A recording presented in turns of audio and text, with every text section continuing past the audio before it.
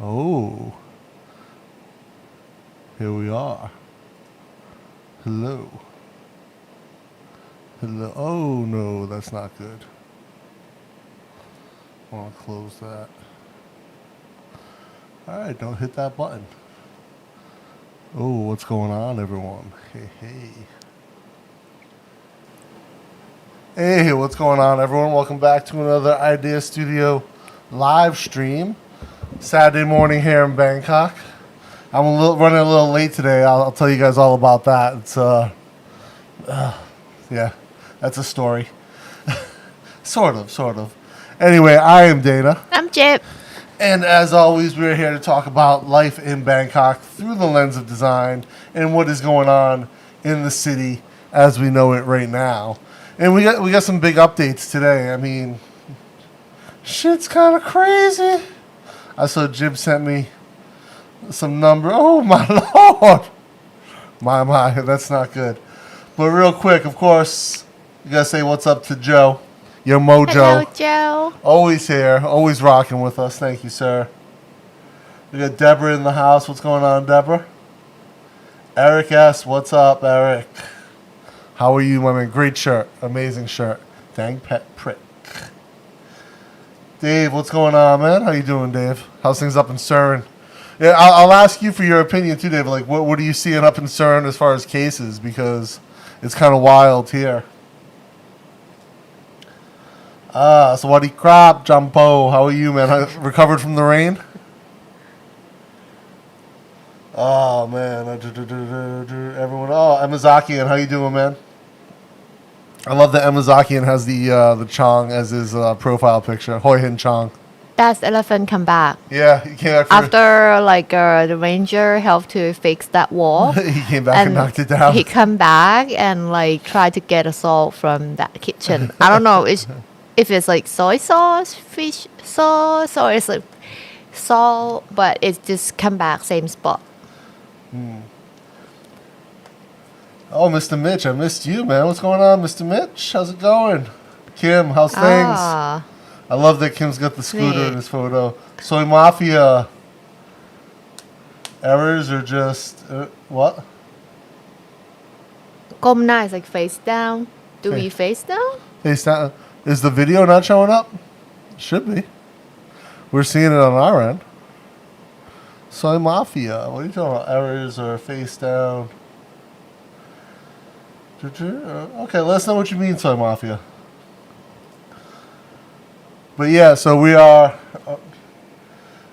are deep red here as well. So today's numbers, we'll start you guys off with the Saturday numbers here in Bangkok. Lovely Saturday. 18,912 new cases. 178 dead. Yeah. So new record again for cases here in Bangkok.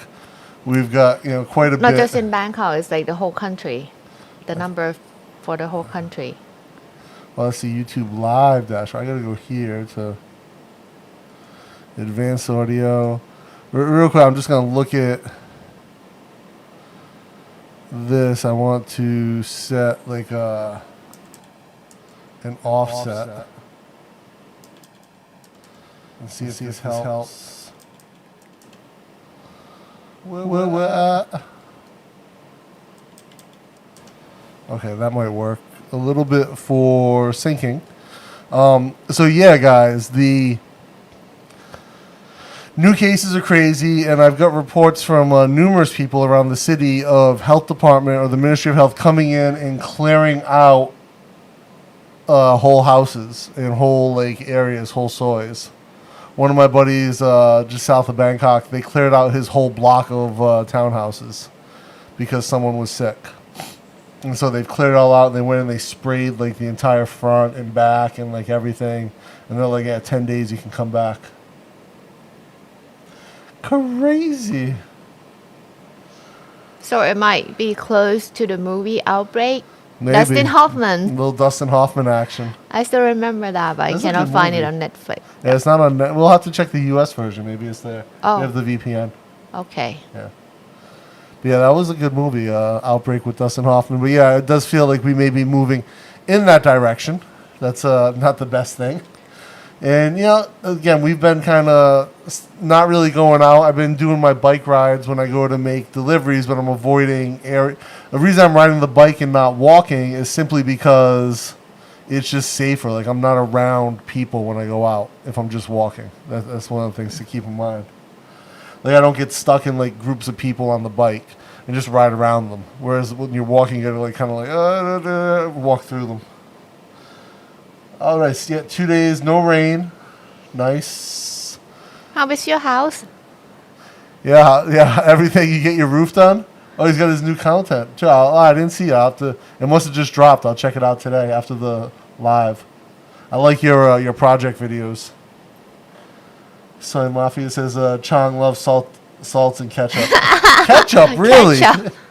They love ketchup. Oh, maybe they should put sriracha sauce there, so when it tastes spicy, maybe it never come back. Yeah.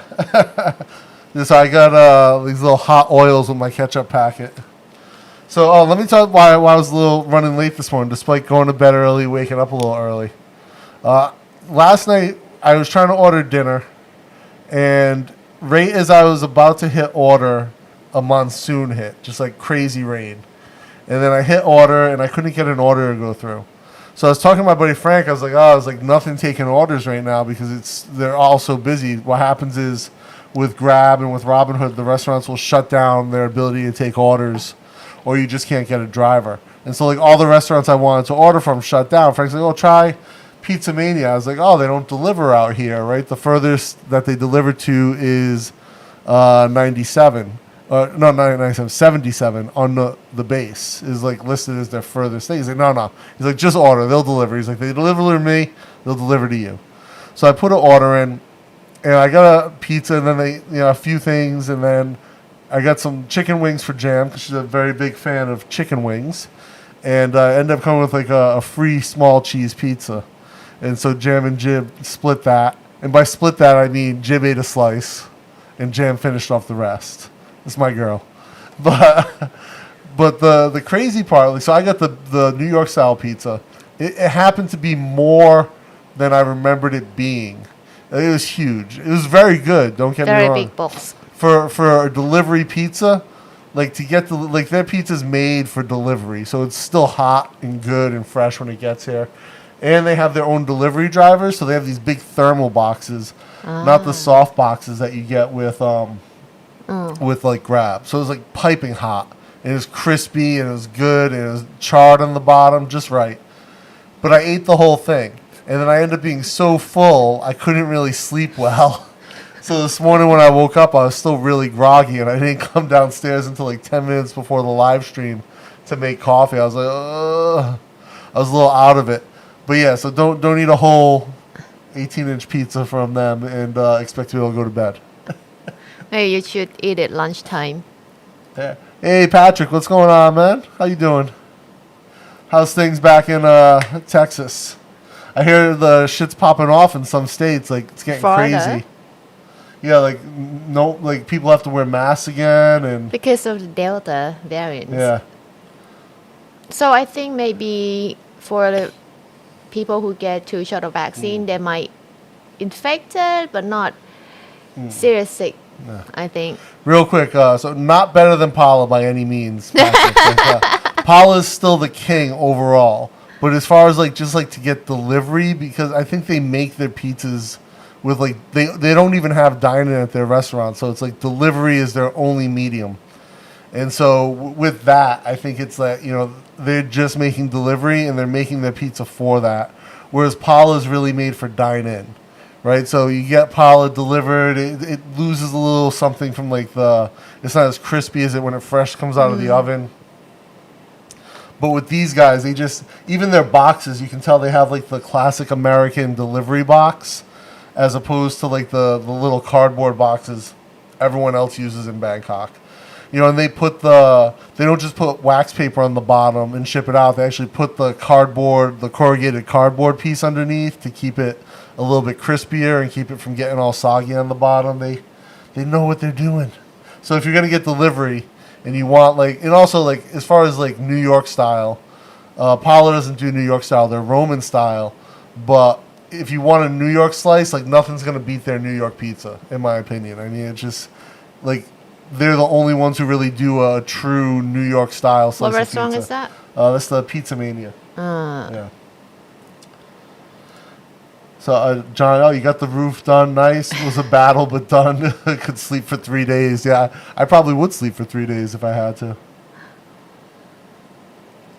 Alert for Hulu, a must-watch boss level. Alert for Hulu. Okay.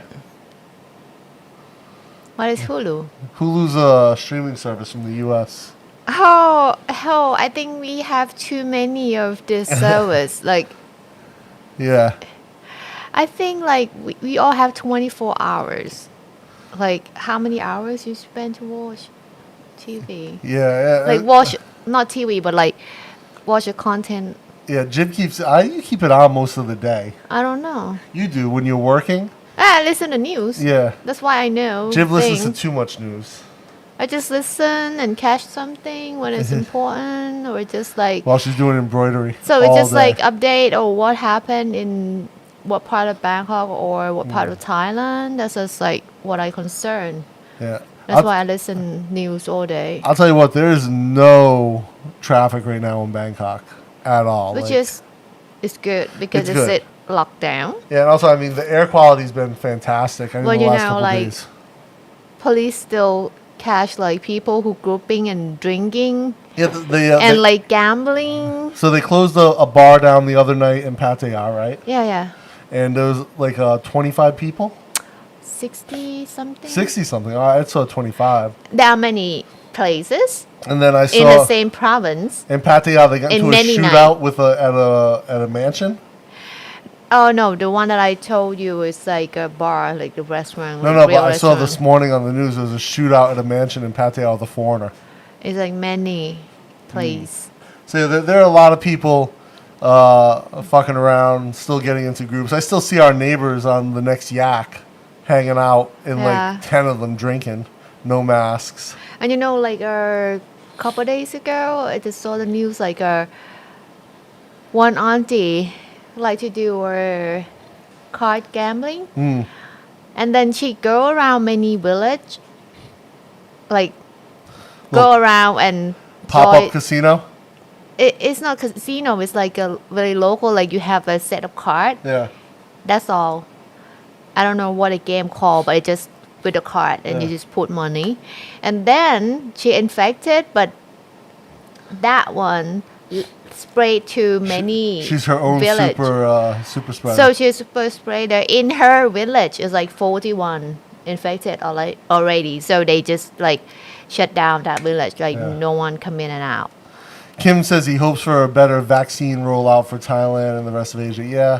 Yeah. I think obviously the vaccine is the way forward for the country. If we can get people vaccinated and we know that they are, we can get a certain percentage of the population vaccinated, we know that it's safe to reopen a lot of things.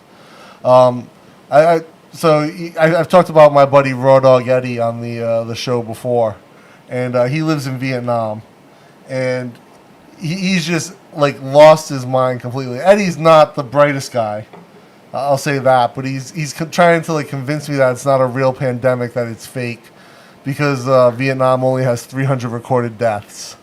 He's like, look, there's only like less than 1 million deaths worldwide, and like he's kind of gone off the rails. I think he's just a little crazy. Vietnam work well because when they order shutdown, no Yeah. one really can step out of that building. So you see, you try to explain this to him, and he doesn't get it. He thinks in like the here and now, and doesn't look at the historical data. So is it the photo of Kim? Yeah, I thought Kim is lady. no, it's a guy Ah, on his scooter. เหรอ Oh. But yeah, so there's people out there trying to say like, oh, it's not a pandemic, it's not this, it's not that. Wait until the like next 20 years when people make documentary about this COVID-19 and you're like, oh, it's real. Yeah, I think the biggest challenge, like for right now, that I see is that, there's like this new wave of misinformation coming through. And I have a lot of Thai friends on Instagram, and I see a lot of them sharing stuff that's just blatantly not true.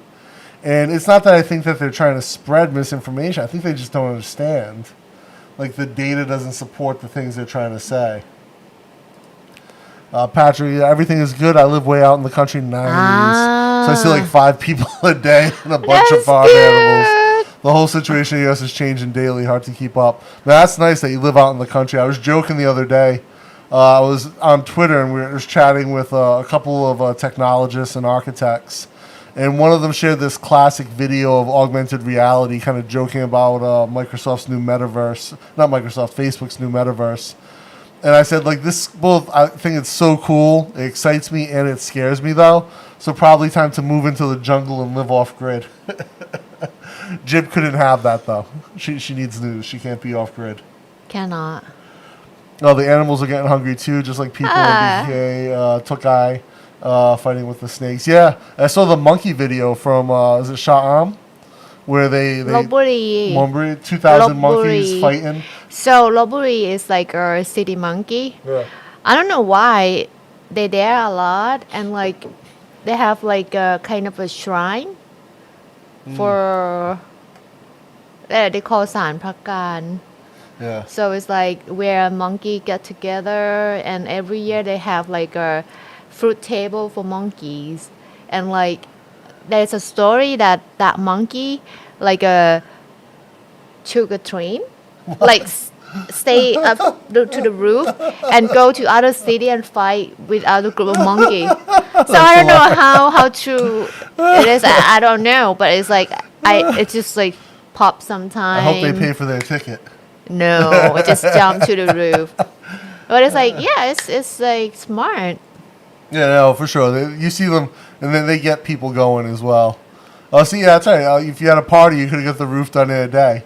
I remember when I renovated my first house, all my friends came over. I bought maybe 5 cases of beer, ordered like a dozen pizzas, and they just all helped me demo out the house. Like, literally, we got the demo done in a day. I had this friend, Gino. He literally, he was working that day. He showed up on his lunch break. He came in. He just took his shirt off. He had like a tank top underneath. And he comes into my place and he points at like 3 guys like, you, and you, come with me upstairs. He goes upstairs for 30 minutes. And with these 3 guys, they clear out all the junk from the top floor. Like, get it all thrown out the window into the dumpster. And he comes back downstairs with a towel, wiping himself down. He's like, all right, I got to go back to work, man. I'll see you later. I was like, dude, you just finished the entire upstairs. Thank you. It was so cool. Don't judge me. I'm sitting here with Dyson liquor, but I'm not in Thailand. If you sit with your family, that's okay. Yeah. Well, he's in Florida, right? So Gator Jake, I mean, Florida's kind of doing their own thing. Wait, Jake, did you get a vaccine? I think he said he had already. 2 shot? Or maybe he got like the J&J. Okay. There's this guy on TikTok. He's making this hilarious these stories. I forget his name on TikTok, but he's got like he does all the vaccines as a character, and Johnson & Johnson's always drunk, and they're like, "You're getting sued again, Johnson & Johnson," because Johnson & Johnson, the company, keeps getting sued over like other products. Yeah, for like baby powder. Yeah, that then one auntie sunscreen. put it there, Yeah. which just says like, why you put it there? Guys can put it there. Not women have an opening there. It shouldn't go. Yeah. Deborah, they're saying that people who are vaccinated make up a good part of the hospitalizations now. Yeah, I've heard people who are vaccinated are getting infected with the Delta variant, but from talking to a couple of my friends who are nurses and doctors in the U.S., what they're telling me is those people come in, and usually they're sending them home because their symptoms go away really quickly. Very mild symptom. Yeah, and so while they can still get sick, they don't have the severity of unvaccinated people, simply because they've got at least some immunity to the disease, not necessarily the Delta variant, but it's helping to fight off the severity of the symptoms. So like body can create like the fighter quicker than who never, like the body never know about this virus before. The problem, so I remember Deborah said she can't get vaccinated. She has some other issues. So you you're should kind of like, stay around people who vaccinate. yeah, but they can even be transmitters now, so Yeah, they can be but carriers. So think she's about in danger. maybe if they get it, like vaccinate people get infection, Yeah. but with the small amount of the number of virus smaller Yeah. in their body, maybe it cannot spread out that much, same as people who like really sick and higher number of virus copy in the body. Think about one sneeze. Yeah. If you have just one per one sneeze, or you have 1,000 per one sneeze, Yeah. that's different. True. How could it be fake unless we're living in a simulation? Yeah. I haven't heard anyone make the simulation argument in a few years, Patrick. I remember a few years ago that was like all the rage when Elon was talking about it. Then everyone jumped on. So we are the living in simulation? So Elon was talking about this a few years ago, and it became About? kind of that we're a simulation. We are? Yeah. Are we? No, he was making an argument that we could Maybe be. he read The Ring, So- the translate version from Japanese. But I mean, Original. people were making a lot of people jumped on that bandwagon. I think, and they were like, "Oh, we're in a simulation." I mean, which is possible, but if we are, it's a pretty good simulation. A lady, LOL. Oh, because I have friend. She's like her name is Kim. So with this spelling, I would think, oh, like Kimberly. My best friend in high school, Jason, his dad's name was Kim. Huh? Yeah, his full name American? was Kimber. Kimber? Yeah, and so they call him Kim for short. I don't know. Is Yeah. it first name Kimber? Yeah, and I his- know Kimberly, but And not his Kimber. he had a brother named Kimber, and whose also nickname was Kim. Okay. Yeah. I think they need to work on a better vax. I'm sure there'll be a second version of this vaccine soon enough. Yeah, the Yeah. second generation. It'll be Must just like come the flu out. shot. That they'll have like a 12-month variant on the vaccine. Once they've got the variants like down, and they can the problem is they've got to create like the new version based on whatever variants are available. With the flu vaccine, there's a lot of there's new variants of the flu, but then they're also predicting which types of the flu are getting the most spread globally, and so they create like multiple like damaged viruses in a single flu vaccine. Oh, we got one tutorial, man. I haven't seen you on the live stream in a while. I see you on Twitter, of course, but what's going on, man? Give us a translation, Jib. He said like he worried about everyone in Thailand very much. Would like to cheer up, support everyone. He cannot help anything, but which everyone will have a strong mind. Of course. Yeah, hopefully. I mean, like I said, I think again, if the vaccine rollout does improve efficiency-wise, I think we'll be in a good place. But we're probably a few months away from that, just because of the infrastructure that would need to be involved. You're in UK, right? One tutorial. How are things going for you there? Oh, how things happen? Like everything open. Like people go to bar and go to the stadium. Like soccer. Like how is it? Are they doing soccer matches still? I think last week. Deborah says some people are being admitted with vaccinated people are being admitted to the hospital. I'm sure some are. Some, yeah. Yeah. It's not gonna be like 100% that you don't have to, like you don't get that sickness or go to hospital, but like high percent that you not get that Yeah, nothing's serious sickness. No medicine's 100%, unfortunately, right? So some Yeah. vaccines, while they offer protection, we know the efficacy of this first generation vaccine is fairly low across the board compared to, like, say, the flu vaccine. But I think Pfizer's the highest efficacy, and we know that Sinovac is the lowest. But something's better than nothing. What is that? This is his new video, spray paint art. Okay. Oh, his? I thought he sent this one again. No, that's like like- that's how I'm gonna start wearing my GoPros. Get Nah. myself I gotta find an old Army Kevlar helmet. I used to have one that I kept. I somehow had like 3 issued to me, and I still, when I got out, like on the record, I still had extra ones.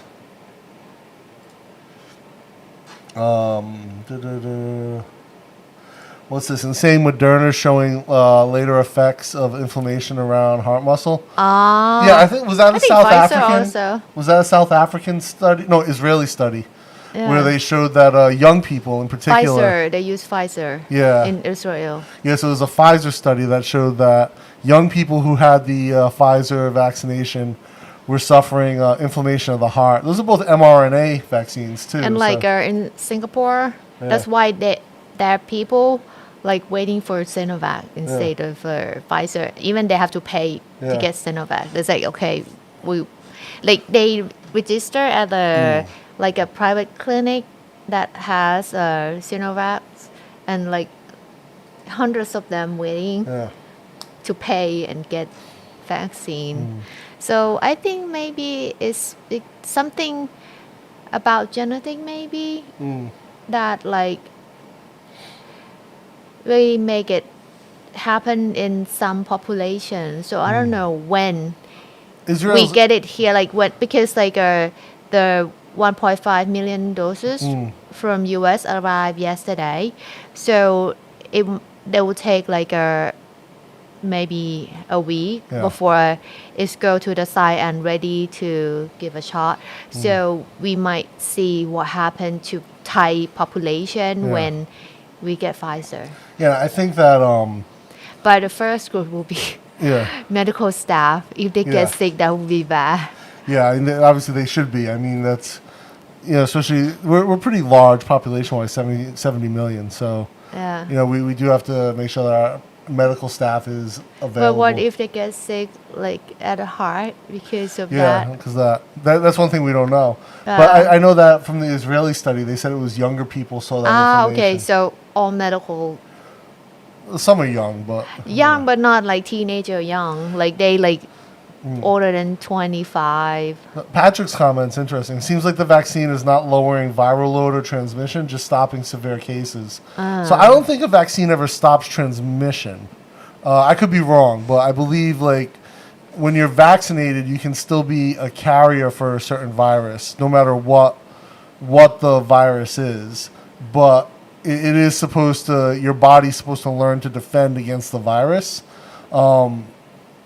But the not lowering viral load seems like that's worrying, because I would think that because your body has a defense mechanism, it would lower viral load. So I'm not... I don't know. Yeah, I don't know about it, but like that's just... I don't know about this vaccine in particular, but that was always my understanding with vaccines, that you could still carry whatever you're vaccinated against, but you wouldn't, and you could still transmit it, but your body would build up immunity to the effects of the virus. Gator says, in my opinion, the vax is your own choice. I'm around my mother and other elderly people, so my choice is to get the vax for those close to me. Yeah, nice. Good for you, man. I'm a big believer in personal liberty, but at the same time, like, vaccination works at a larger level, right? I would be like, you need to build herd immunity. That's what protects the overall population, like your mom, and the other elderly people you're around. So it's tough. I get that a lot of people have issue with the idea of vaccination, and I think that comes down to, for most people who are like true anti-vaxxers, it comes down to a lack of understanding of the science. Plain and simple. Like, I think, like, the people who are in that Jenny McCarthy camp where they blame vaccines for autism, they blame vaccines for all these other diseases, are just ignorant of the actual science around that, and they believe these sort of fringe papers that have been debunked or withdrawn or shown to like be inclusive of false data and false analysis. So yeah, as much as, like I said, I believe in personal liberty, vaccine's something that as a global community we all really should get behind. So for anti-vax, when they sick, do they go to hospital? Probably most of them. There are groups of people, I forget. There's a specific religion in the U.S. There might be multiples, but there's a type of Christian in the U.S. that doesn't believe in going to the hospital. And so if they get sick, they just pray over the body. What if they have like appendix? Dead. They're just like, okay, the thing that you can cure, but just, okay, we're not going to go see doctor? Yeah, so unfortunately, there are people who... Really? So luckily, some states have prosecuted the parents who have let like their kids die of fever or appendicitis. Oh, And they try to claim that they have a religious exemption from medicine, which is ridiculous to I me. don't understand. Yeah. Patrick says the second generation iPhone was lit. Just imagine what the second generation Vax will be. Hold all my MP3s. Yeah, no, I hear you, man. Right? I remember. I'll give but 100%. The second generation iPhone was a big step, a big iteration. And actually, I really liked the Insta360 1R action camera, but I didn't buy it when it came out. One, because Jib would probably have killed me for owning another action camera, as I have 3 on my desk in front of me. But I really, and I like the modular design of the Insta360 1R, but I just don't buy first generation technology for that very reason, that there'll be huge iterations in the second gen that they worked out from the first, hopefully. Especially since Insta's taken more than a 12-month life cycle on it. They're already at like 16 months, so who knows? It could be a 2-year iteration for them, and it'll be pretty awesome when it comes out. Mr. Mitch is back. Done with the phone call. Deborah says, by the way, I like seeing you two on Suburban Beard's video. Oh, yeah, he put our clips into... yeah, so we recorded a bunch of clips for him, and we'll do some more when I get out around Bangkok. But, yeah, he was just...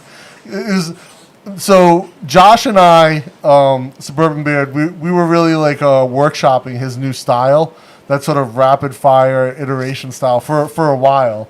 So Josh is one of my best friends, one of my closest friends, and actually I'll tell this story real quick as to why Josh Suburban Beard, one of my closest friends. When I went through my divorce.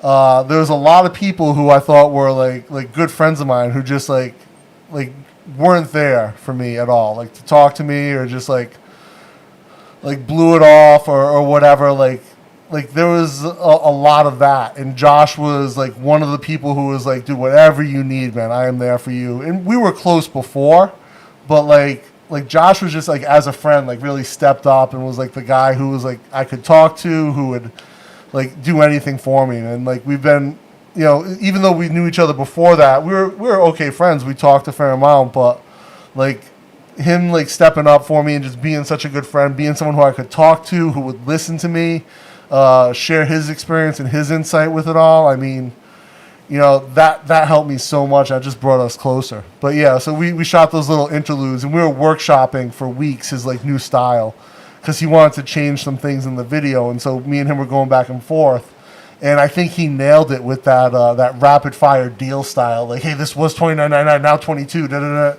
and then he wanted to like break it up, and so that's why we shot those little clips so they're just like 10-second clips of us like, oh, that's a good deal, or oh wow, like check that out, and we shot some specific ones for different types of shops. So. Yeah, I think it'll be funny, and he'll get more of those. But as he starts to like really like build that style, I think people will really dig it. Let's see where else are we. I think we hit near 90% vax from 12 year and up. Nice here in Denmark. Nice, Kim. 12 years and up in Denmark. That's awesome. Yeah, in America they're vaccinating 12 years and older. Here, are we still at 17 and older or 18 and older? 18. Yeah, You have so- to like be like exact 18 before you can register, because Jam is like 17 and something. Yeah. So she'll be 19 on this November. No, she'll be 18. Oh, or 18. I have to wait until November, yeah. November 21st To register. to her. register for her. Yeah, you guys are killing it in Denmark, though. 90%? That's awesome, Kim. Yeah, good numbers, man. What's your population in Denmark? Or should I ask? Hey, Siri. What's the population of Denmark? As of 2019, the Oh. population of Denmark was 5,829,900. How? 5.8 million. Nice. Not Not bad. many. Yeah, it's small. Bigger than Singapore, but small. But like with this number, like they have many good badminton player. Yeah. True, right? They get a high proportion. Had to wake and bake after the roof. You're moving in on Craig's territory. What? Wake and bake. People actually want the Sinovac.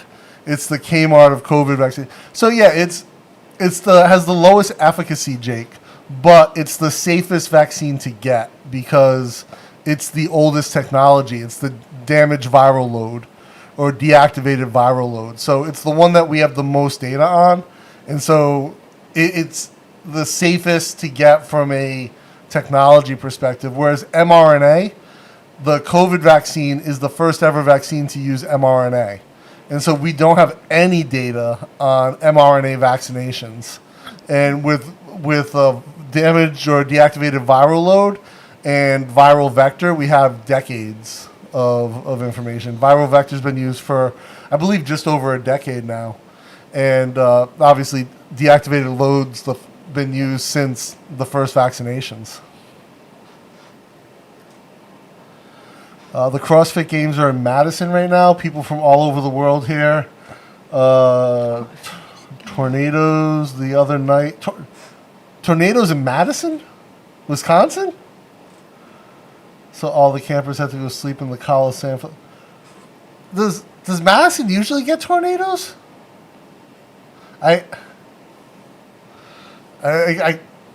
That's crazy. Tornadoes in Madison. But didn't Detroit have tornadoes the other day in the city, too? I don't ever... So this might be close to the 2012 more than outbreak. Right? So actually, I remember when I was in Omaha, and there was actually a tornado warning. The siren went off. I was like, what's that? I'm walking around, and I was going to like a 7-Eleven type of place to get something, and the siren goes off. I'm like, what is that? And they're like, oh, that's a tornado warning. You gotta get inside. So I had to drive back to my hotel, which was literally a block away, and go inside. But they're like, oh yeah, you gotta try to get in a basement or something. And they were putting everyone in a bunker at the hotel. And what do you do with your car? It was a rental, so I just left it in the parking lot. And it was a little Fiat 500, so it would have blown away. If a tornado came anyway, maybe just a strong gust of wind. It wouldn't even need to be a tornado.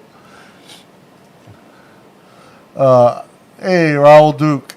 I wish for a world where people talked about food, nutrition, gardening, exercise, stress management, sleep, as much as people now talk about debate studies and science and numbers and statistics.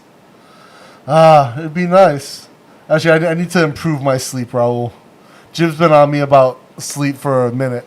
I have the worst sleep patterns in the world. And I don't know if you were on earlier. I was talking about last night I didn't sleep well because I killed an entire pizza. And I was too full to really get it. What size of pizza? It was an 18-inch. Yeah, it was huge. One, I shouldn't have eaten that much pizza. And two, I had a hard time sleeping. But in general, I've been working hard to improve my sleep. Just because it is so important to everything. But yeah, no, Jim and I debate studies and science and statistics on a daily basis, regardless of, for years before COVID. I mean, that was our life. We lived in that world. So, we were both very number driven in our previous careers.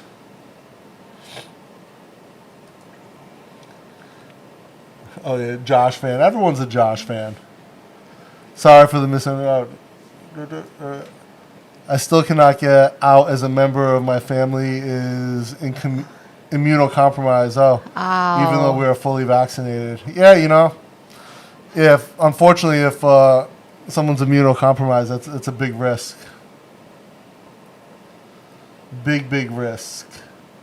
There are a lot of crazy religions. Even better, been to a snake handler church. Have you been to one, John? I've seen videos. So they have churches. So Are So they what? actually handling venomous snakes, John? You have to bring your own snake? No, they have the snakes, and like sometimes the preachers get bit, and they have like talking tongues and hallucinate. Yeah. That's a very southern thing, I think. They thought that type is just in the Wouldn't mind movie. those combos either. Yeah. No, yeah, different things to talk about. Unfortunately, right now, COVID dominates our world. It's an unfortunate reality, especially in Bangkok, where we're again on lockdown. So, COVID is a big part of what's going on. I'll tell you what, from a food perspective, though, I talked to my buddy David, who owns a restaurant out in La Prau. Ask him how he's doing. He said they're actually doing really great. They're super busy.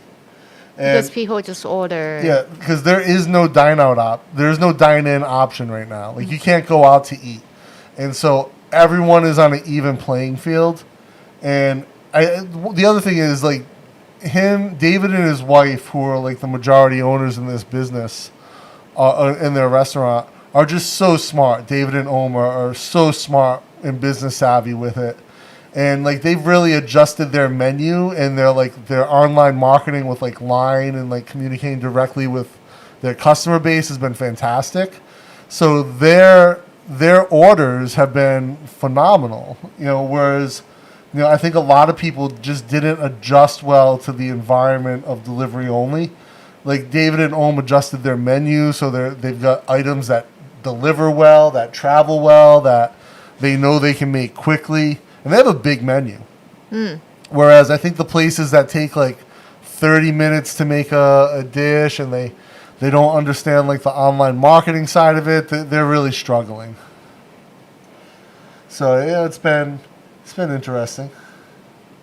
But yeah, from a dine out perspective, I mean, it's definitely, I think if you're in the middle of the city, you've got more options. But for us, it's been pretty good. Would have been, talking about the house. It doesn't kill us, makes us stronger, hopefully. Josh is our YouTube manager.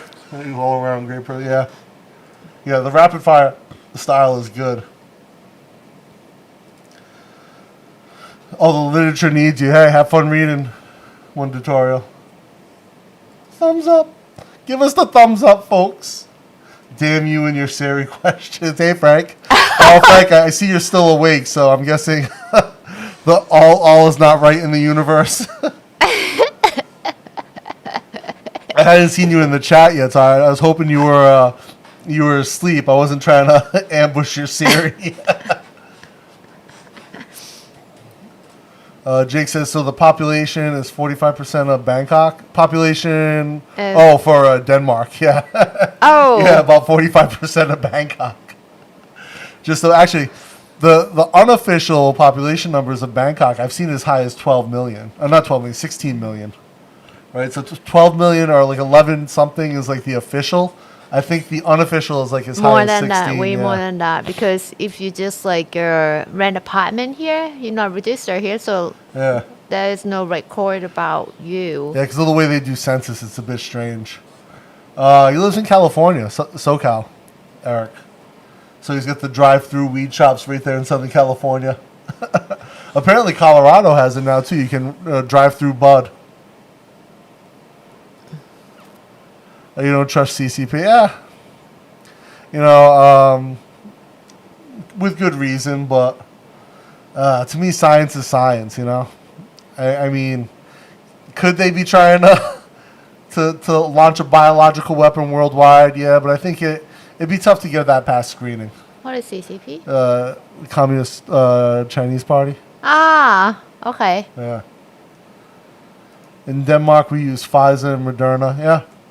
Ah. I think those were like the first two, or Pfizer and Johnson were the first two approved, or Pfizer and Moderna. I think Pfizer was the first to get approved, though. From who? Approved by who? By the U.S., which is was the first one to get approved there. Oh, it's And made there. maybe the EU as well.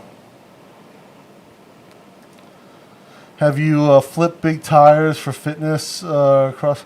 I've done big tire flips before. Not for CrossFit, just for lifting heavy shit. It's okay as far as the workout. It's not easy. It looks, people who are good at it make it look pretty easy, But like a Because 200, they're good at it. but like to flip a 250 kilo tire is not an easy feat. And like, especially like the way you gotta grip it, even though it has the big treads, and there's like multiple stages to it. It's like very similar to like how Olympic lift has like multiple stages, a clean and snatch. But you end up with like marks all over your chest, especially the first time you do it. Like guys who are like big and do it, like normally it's okay for them, but I try to get it up under and like up on my chest. I could only flip it twice, and then I was like just completely spent. I could push it like No. even easier to roll it. No. 2 tornadoes in Metro Detroit suburbs. Oh, okay. Oh yeah, the tornadoes in Detroit area. Damn, is that common, guys? John and Mike, is that normal? Like tornadoes in near Detroit? Like, I get like to me that just seems unusual. Maybe I'm wrong. I mean, like I said, I always thought of it like Nebraska, Kansas. Like when I was undergrad in Kansas, like for whatever reason, I'm never there like for a tornado warning in the area I lived in. Even though they used to film that tornado reality show, and like they would stop in Hayes all the time. There was a place that would repair their equipment. Yeah, it just seems like an unusual thing. I got my first job on Wednesday. Nice, Paul. Cinevac. I was hoping for some side effects so that I know it was doing something, but nothing. Not even a sore arm. Yeah, I have a few friends who got, even with AstraZeneca, no side effects at all. My buddy Bill, he's got the channel something Chiang Mai Adventures, or he walks around Chiang Mai. He has some really good walk and talk videos showing like remote areas of Chiang Mai, and he has some cool commentary on it. But he got AstraZeneca, no side effects at all. I was like, dude, I almost died. And I did. I felt. I'm being dramatic, but I felt like I could have died. I did not almost die, but I felt like I could have. And I was talking to him about it. Nope. Again, same with him with AstraZeneca. Not even a sore arm. And he's not like jacked. He's like I've got pretty big shoulder muscles. So when they have like a lot of purchase area to inject me. Jib's mom gave her a vaccine shot once. Jib's mom was a nurse. But for like 2 decades, she was a nurse manager, so she didn't do shots or anything like that. And she gave Jib an injection. Jib's got very small arms, and she probably hit the bone or something because Jib was in pain. Maybe that's a nerve. Yeah, Jib was in pain for a bit. But yeah, I've got enough muscle. I can pretty much get a shot anywhere and not have an issue. Mr. Mitch, sleep, what's that? Yeah. Sometimes I feel that way, man. Like I have a hard... This is another thing that's difficult for me. So, because I was in the startup space for so long, and there's this kind of culture in the startup world where you work incessantly, and sleep is very much like a tertiary need, and it shouldn't be, right? We should focus more on sleep and mental wellness and like our overall physical being, especially in the startup space where it's such a high stress environment, and we don't. And for a long time that work ethic and that life carried over to like our design studio and to my life. Not so much, it didn't really impact Jib. Jib has always been, I'm going to bed, I'm doing this, doing that. Whereas I'm the one who will work until like 4 a.m. and then go to sleep and try to wake up at 9. And that's just not good. It's not healthy. And I do need to get away from that. And I have, for the most part, gotten away from that. But I still have these tendencies where I'll get like a shot or inspiration or whatever, and I'll just go with it. And next thing I know, it's 5 a.m. I'm trying to sneak into the bedroom before Jib wakes up. And then she takes screenshots from the security footage downstairs to show me when I went to bed. And it's a vicious cycle. You killed an 18-inch pizza. That's impressive, brother. Not judging. Yeah, no, it's I shouldn't have. I was talking to Frank about it last night. I was like, I'm out of practice. I can't consume that much pizza. And I had thought to myself, I'm like, oh, it can't be that much bigger. It's not. I'm like, oh, it's not that much bigger than a 12-inch. And yeah, no, it definitely is. 18 and 12 is 6 inches. Yes, Different. I understand, but I was like in my mind, I was trying to justify. But And that's diameter. but here's the other thing, like because of its diameter, so math-wise, it's significantly more pizza than a 12-inch. It's not like, oh, it's only 6 Engineer. inches. It's the surface area, the volume of pizza which you consume is significantly Yes. larger. Yeah, so I had the pizza sweats for a long time. Oh yeah, I grew up with a friend who went to Snake Handler Church. Of course he did in Kentucky. Oh yeah, that's a big tire. Damn. Oh yeah, here's the Snake Handler. Yep. Yeah, Pentecostals. Yeah. Ugh. Oh, he dies from a snake bite. Yeah, well, he should. Church, been to many times. Not for the squeamish. I can imagine. A lot of blood going on, right? Raul, dude. Yeah, no, man. No, it's all good, man. Like, I would like that. I would definitely like that COVID and the current research on COVID wasn't the primary topic of our live streams. But, that's kind of where it's been. Just, again, because we're in lockdown and a lot of things going on. I think before lockdown, there was a lot of other things to talk about, especially Bangkok centric. And right now, We just stay in the house. yeah, like really not a ton going on, unfortunately. So, but yeah, no, like health and well-being, man. Those are all really good topics, dude, and especially sleep and stress management, all things that need to be on the forefront of conversation. Stress management. Yeah. We just listen bossa nova. It's help. I like lo-fi. Well, Jib's a bossa nova fan. I prefer lo-fi music for like just chilling out.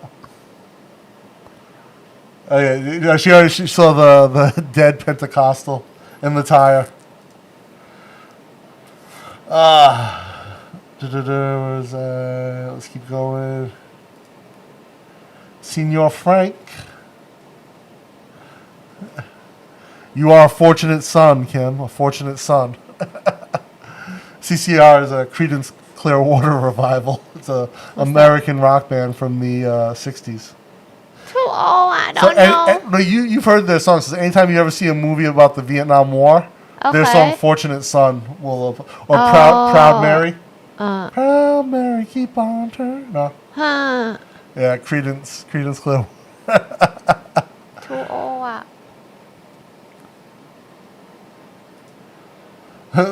Flipping big tires sucks out loud. Yeah, no, it definitely, again, even if they're new tires, like they chew you up. It's not good. I think you will have back pain if you do that. If you don't do it right. Well, people who do it, they do a lot of deadlifts, right? So that's one thing. We got occasional. Oh, you do. There are occasional tornadoes up there. Damn. Hey, have a good night, Deborah. Off to watch a movie with the family. Nice. Ah. Have fun. Hope it's a good one. Suicide Squad. Mike's got no side effects with Pfizer either. Nice. Oh, that's good. Yeah. Good. Is Pfizer one shot or two? Two. Two? And now they say 3. Only Johnson & Johnson is two, right? Oh, one. Only One. Johnson & Johnson's one. But no one wants it now because they fuck everything up. I don't know how can they mess up their Yeah. production line and lost 10 million doses.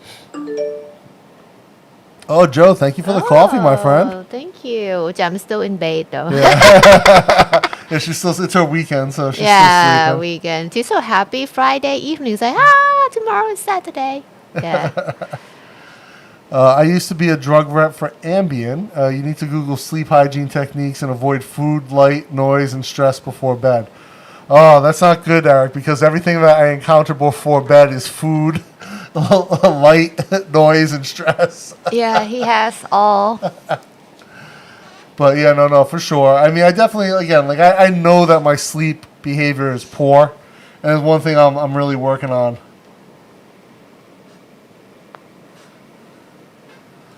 Kim says, no, you're still alive, Dana. Ambien made me sleep, eat, walk in, almost drive a car. Really? Wow. I have friends who have taken Ambien for long trips, so they can try to adjust their sleep schedule. And A couple people have mixed results with it. Joe needs coffee. BRB. Joe's always drinking coffee. Starbucks coffee?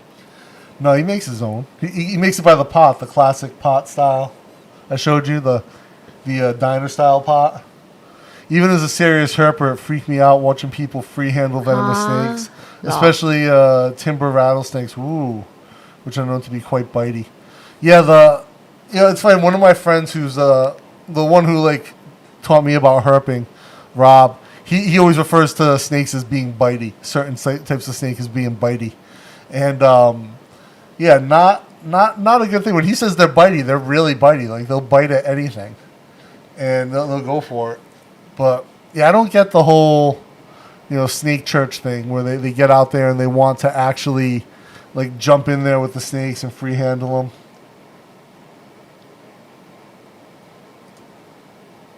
Oh, here, yeah, give me shelter, yeah. John should try this when he's here.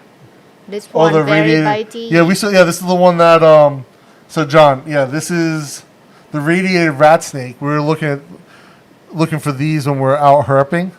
This is a very bitey snake, according to my friend Rob. Yeah. This one It's will bite bite anything. everything. Like he should try. Like maybe when he able to come here, Yeah. go to like go out of city, not in Bangkok. Oh no, like, John will definitely be herping when he's here. No question about that. yeah, but I mean like not in Bangkok. Like go somewhere else, like Nakhon Pathom. No, we'll take him out with Rob because Rob knows all the spots. And there's Did Rob see this one? Yeah, that one was the location we went to. Richard says, oh yeah, this one. Oh, you hear "Give Me Shelter" from the Stones. Yeah, so Fortunate Son, "Give Me Shelter," and a Jimi Hendrix version of "All Along the Watchtower." Those three songs have to be in every Vietnam War movie. Those three songs. I don't watch that movie. If you're flying in a helicopter out into the jungle, has to be "All Along the Watchtower." Okay. It's just, I don't know. It's like a trope in those movies. Maybe I don't watch that movie because it's quite close to Thailand. It's a different cultural. Like people my age, our fathers were in the Vietnam War. Like my father was in the Vietnam War, so he got drafted. So yeah, like it's something that we grew up hearing about. It impacted our lives as a whole because a lot of people's fathers, like my own, suffered from PTSD, which they didn't know what it was back then. And as a result, developed alcoholism, drug problems, all types of other issues. So it's something that I think for Americans, it's quite close to our culture. For Gen Xers like me, where like I said, our fathers who would have been drafted. Oh, you're a Generation X? No, I didn't go, but my father was there. I was you're Gen X. Yeah. Okay, millennial. So, what's funny? So I'm the end of Gen X. I'm literally born, right at the end of Generation X. And so some people from, friends who I went to high school with, some have, no clue about computers at all. Huh? But some are tech savvy like me. That's weird. It is weird. From the same, it's just, a generational... It's just, you're 3 years ahead of me. Yeah. And at that time when it was in elementary school, we have computer in school. Yeah. Not every student will go to a computer room, but there's some class that they're one grade will have a chance to learn how to use it, even it's just the black screen with the green. Yeah. That type, not color. I think again, it's weird that I know people who I graduated with who don't even get online or can't check email. Huh? Yeah, it's now? weird. Yeah. Or you mean that time already? No, now. What happened? They didn't kind of embrace that technological growth. How can they live their life? Without internet porn, I don't know. know. How can they get for here for think about this current situation vaccine. Yeah. I got SMS to alert tomorrow don't forget you have appointment. I know one of them that this just and, has a like, flip phone, and they're like, "Oh, how can we chat?" I was like, "Hey, just use Line or WhatsApp." Like, no, I have a flip phone. You know, like mom will like send me I didn't even Facebook know they had flip message phones. every day. I didn't even know they still made flip phones. It's like even my auntie still like send some photo sometime or send message to ask, oh, can I get photo of you guys? Yeah. I missed you. It's like that's auntie in like her Well, 70s. keep in mind that Asia, Southeast Asia, for the most part, is a mobile-first society, right? So you guys missed like the big personal computer at home boom and jumped right into mobile phones. Yes, So. it's affordable because computer is more expensive. Yeah. So you had this big jump on like adoption of tech. So Richard says chamomile tea for sleep. Yes, I agree. So actually, do you guys know the type of tea called Sleepy Time? And I bought it from Villa, and Jib tried it. I was like, oh, it's supposed to make you sleepy and relaxed. And I drink it. Like, you definitely feel relaxed if you drink it before bed. And so Jib drank a cup of Sleepy Time. And she's like, oh my God, my body is too relaxed. I'm like 9 p.m. Like 9 p.m. She's like, I'm going to bed. She was upstairs. She was passed out. I can sleep on a rocking chair. Yeah. So with just a cup of Sleepy Time, which is like mostly chamomile and like some mint, a few other things. So nice. I don't have problem with sleeping. I have problem with wake up. How do I avoid food, light, noise, and stress as my life? Yeah, right, Joe. Soy Mafia says, No, I mean like before bed. Time to switch to corn and mushroom diet like Chong. that is, right, from pizza. Corn, mushroom, a little bit of grass. Sugar cane? Yeah. Oh, Kim says we mess up his sleep by going live at 4 a.m. Sorry, Kim. Sorry, Kim. Oh, I'll definitely be herping in Thailand. Yeah, see, I want to get some experience with. Go to the south. Go to the south. Go to the southern rubber trees farm. Walk around it. You will get the short python. King cobra python. No, yeah. it is the one type of the short python. งูเหลือม something I will Google it, but like that one only like in the south. Yeah. It's like a cousin of python, but it's short, but it's like round, like you know. One of my friends was on the beach in the south. I forget where. It might have been Hat Yai, and King Cobra was on the beach. On the beach. Never see that though. Yeah, you gotta have Fortunate Son, right? Usually Fortunate Son is like when they're leaving, or when they first arrive, Jake, right? Is you'll get Fortunate Son in the Vietnam War song. Then, like I said, if in the movies, if they're in the helicopter. Need a short one. How you say in no English name? ไม่มีอ่ะ I think that you don't have That's it in it. US.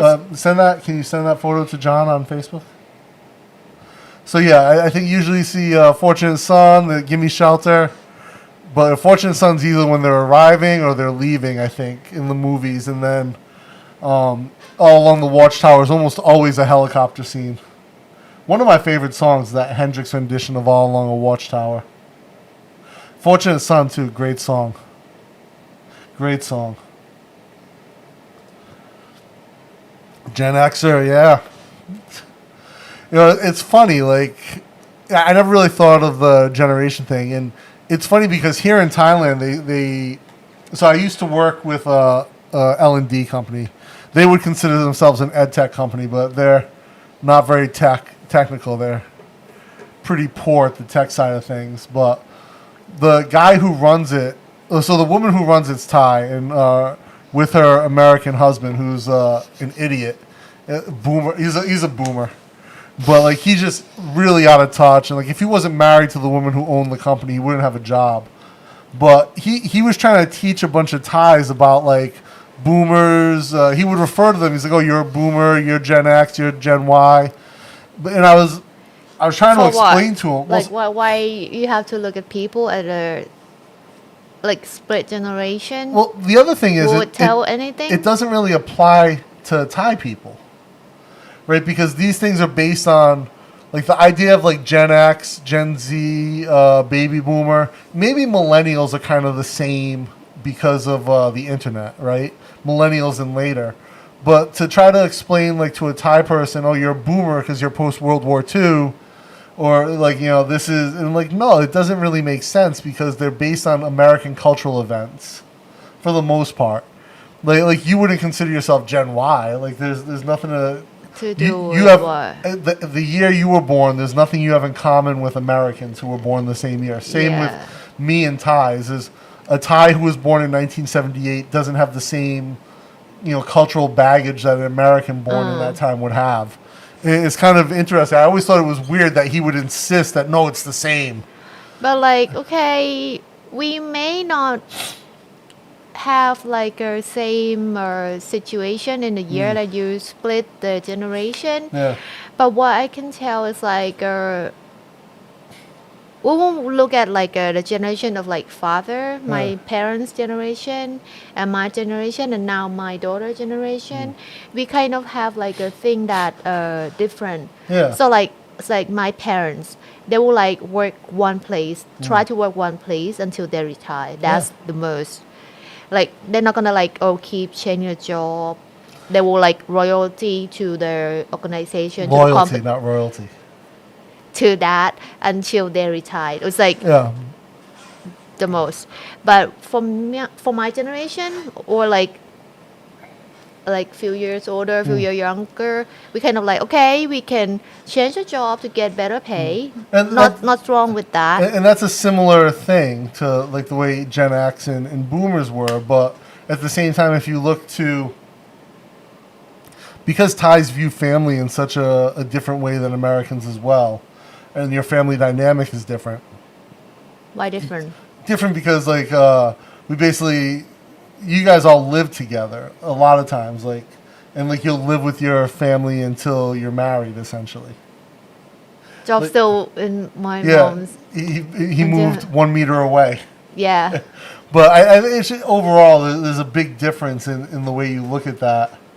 So John says his dad did 3 tours in Vietnam as a Green Beret, messed him up mentally. Yeah, Green beret? Why Yeah. green beret? it's the special forces. So it was like, and like that's like the 60s are when like, I don't even know if they were Green Berets back then, were they? I think it was like, that was like the formation of special forces. I don't know what they called So it. that means he's very good, right? Yeah. Wow. So my father was a helicopter gunner, right, in Vietnam, messed him up as well. Like, and just imagine, like, what the realization, like, when you're at war, right, everything is sort of dehumanized, especially the enemy.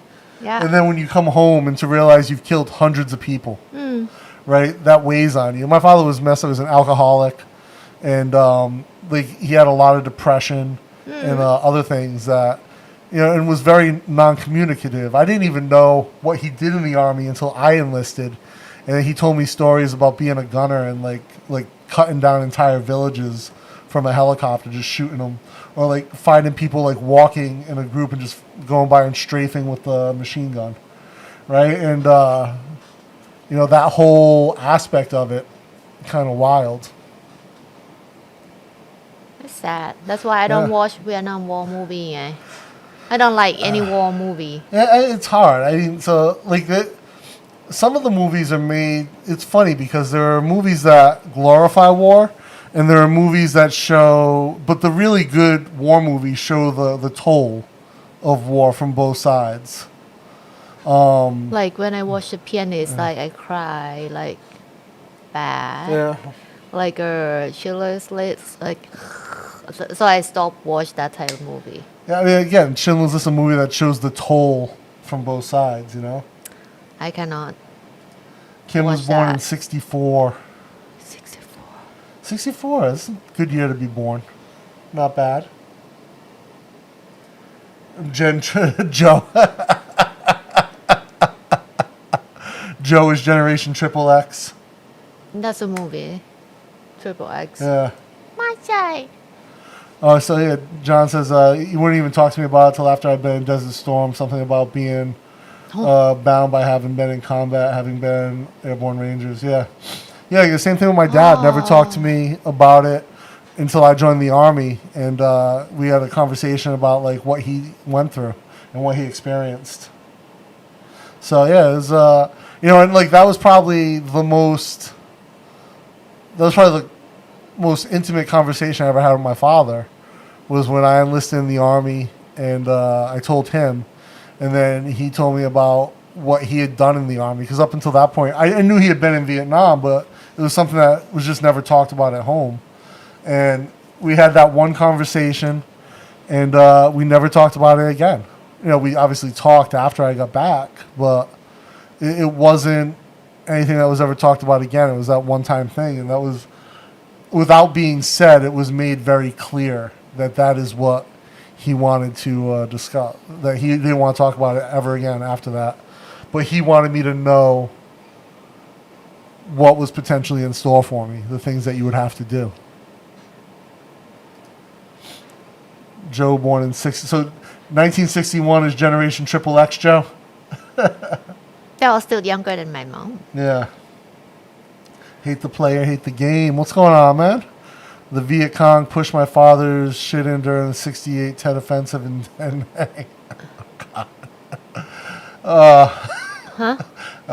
it's never mind, babe.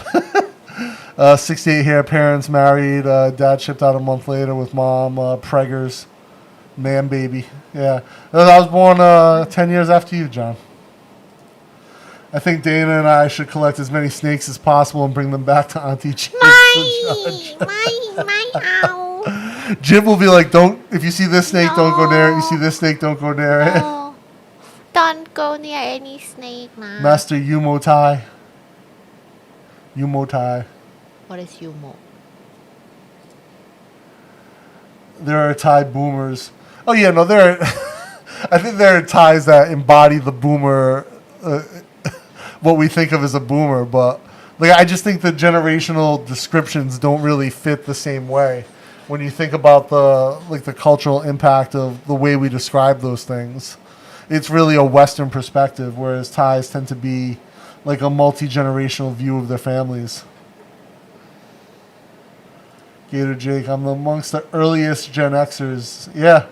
So you're the earliest, I'm the latest. Right? So no, it's a big generational gap. And I think we see today they're quite close versus, what they were, those big gaps like Gen X had.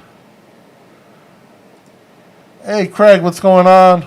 Gray clouds here on the desert horizon. Oh, nice. Yeah. Oh, this is a snake they should TV shows in the restaurant too. Oh, nice.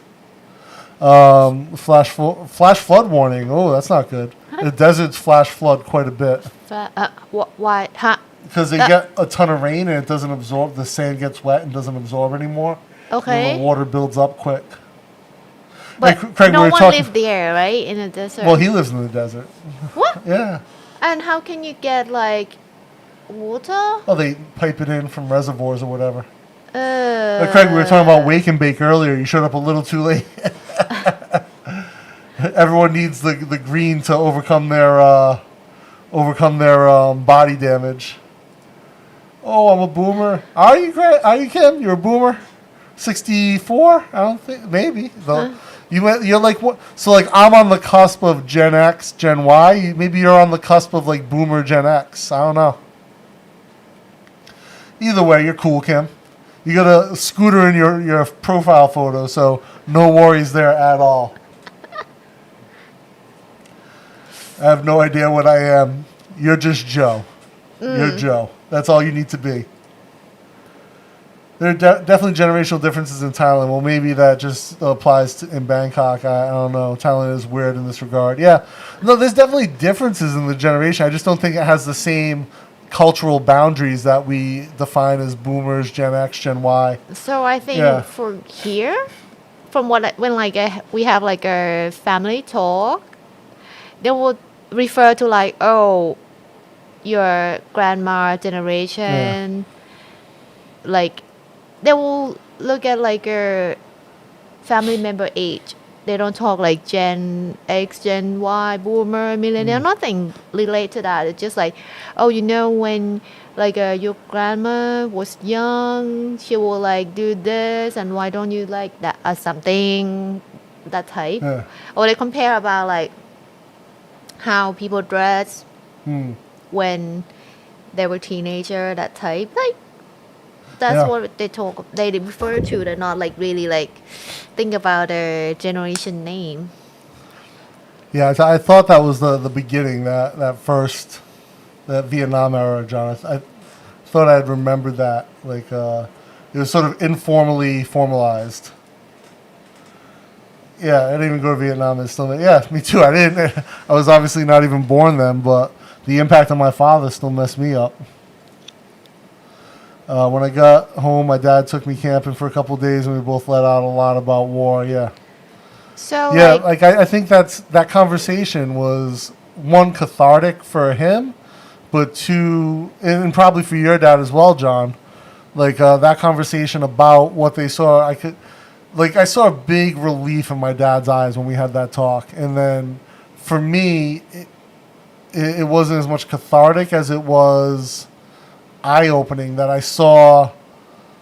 For the first time when I had that conversation with my dad in 2001, I had a better understanding of everything that shaped his life after that, and like his alcoholism and everything. Like, it made a lot more sense. Like, I didn't have. I was missing that full context up until that point. And I think had I never joined the Army, we would have never had that conversation. Like, it would have just been something I never knew, and he would have never got that sort of catharsis, and I would have never got that. I would have never got that understanding, that insight. so that's like a Vietnam War time, right? Yeah. It's like it's in your dad generation. Does affect to you like the family because like it's kind of like he kind of like broken inside. Very broken. Yeah. Yeah. So and U.S. Army still everywhere else in the world in the desert fight in something like think about Iraq War. Mm. Would it affect to the guys in your generation because they joined that war also? For sure. I mean, like kids who grew up like with those. There was a lot of PTSD. I think the good thing is that like the VA, the Army, the military in general, at least in America, has become much more aware and much better at treating PTSD and helping soldiers adjust. Obviously, it's not perfect. But better Better treatment, than it better was when my care. father was in. Yeah. Okay. Yeah. Because they should know it's a problem later in life after war. Like at least like 2 generation effect from that, right? I think And when my dad was in Vietnam, I think what they thought was like, oh, that will just pass. You'll get over the trauma of having killed hundreds of people. And it obviously doesn't. My grandfather was in World War II. He was a CB. And What is CB? It's Navy engineers. So Oh. they built stuff, basically. And he was like in the South Pacific, Fiji. I actually went to a couple of my grandfather's CB reunions with his old battalion. And, you could tell some of them, they had photos from like all the places they had been. And, it was interesting to see like how detached they felt from those events. Frank's interesting story. So his dad got discharged in boot camp from being high and drunk and technically AWOL. Even he was impacted by the war and how things were in the States at the time. He had brothers in, yeah. And especially like, it's kind of funny. I'd be curious to find out how he got drunk and high at basic training because I would have liked to know how to score a few drinks at times. But yeah, I mean, I'm sure like especially having brothers in, right? You feel that stress. A lot of people didn't realize how turbulent those times were. Yeah, no doubt. How many of your homies got Gulf War syndrome? The J&J vaccine producer, Emergent Biosolutions are the ones who produced the anthrax vaccine that messed up so many vets. Yeah, NASDAQ, even giving us the NASDAQ code. And I'll tell you what, the shots they give you in the Army. I mean, I know In Gulf War, they got a bunch of shit that we didn't get, but like I remember going through basic and you just line up and they hit you in each arm with a needle. Then at the end you get your coagulant, your blood coagulant in your butt. A big thick shot and you have to like rub it against the wall or waddle on the ground. And it itches, causes a big bump in your ass. Ooh. I'm on ganja time, always late.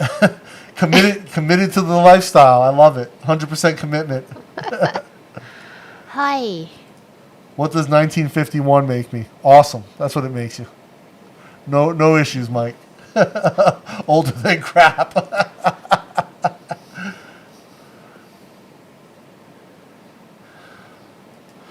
You're no longer your own king. King James, Black Book. You talking about LeBron James?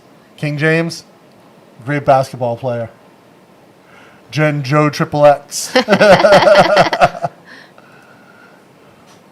Thanks, you're all nice here. Can't wait to get back to BKK. For sure, man. I imagine, man. You can come to Phuket.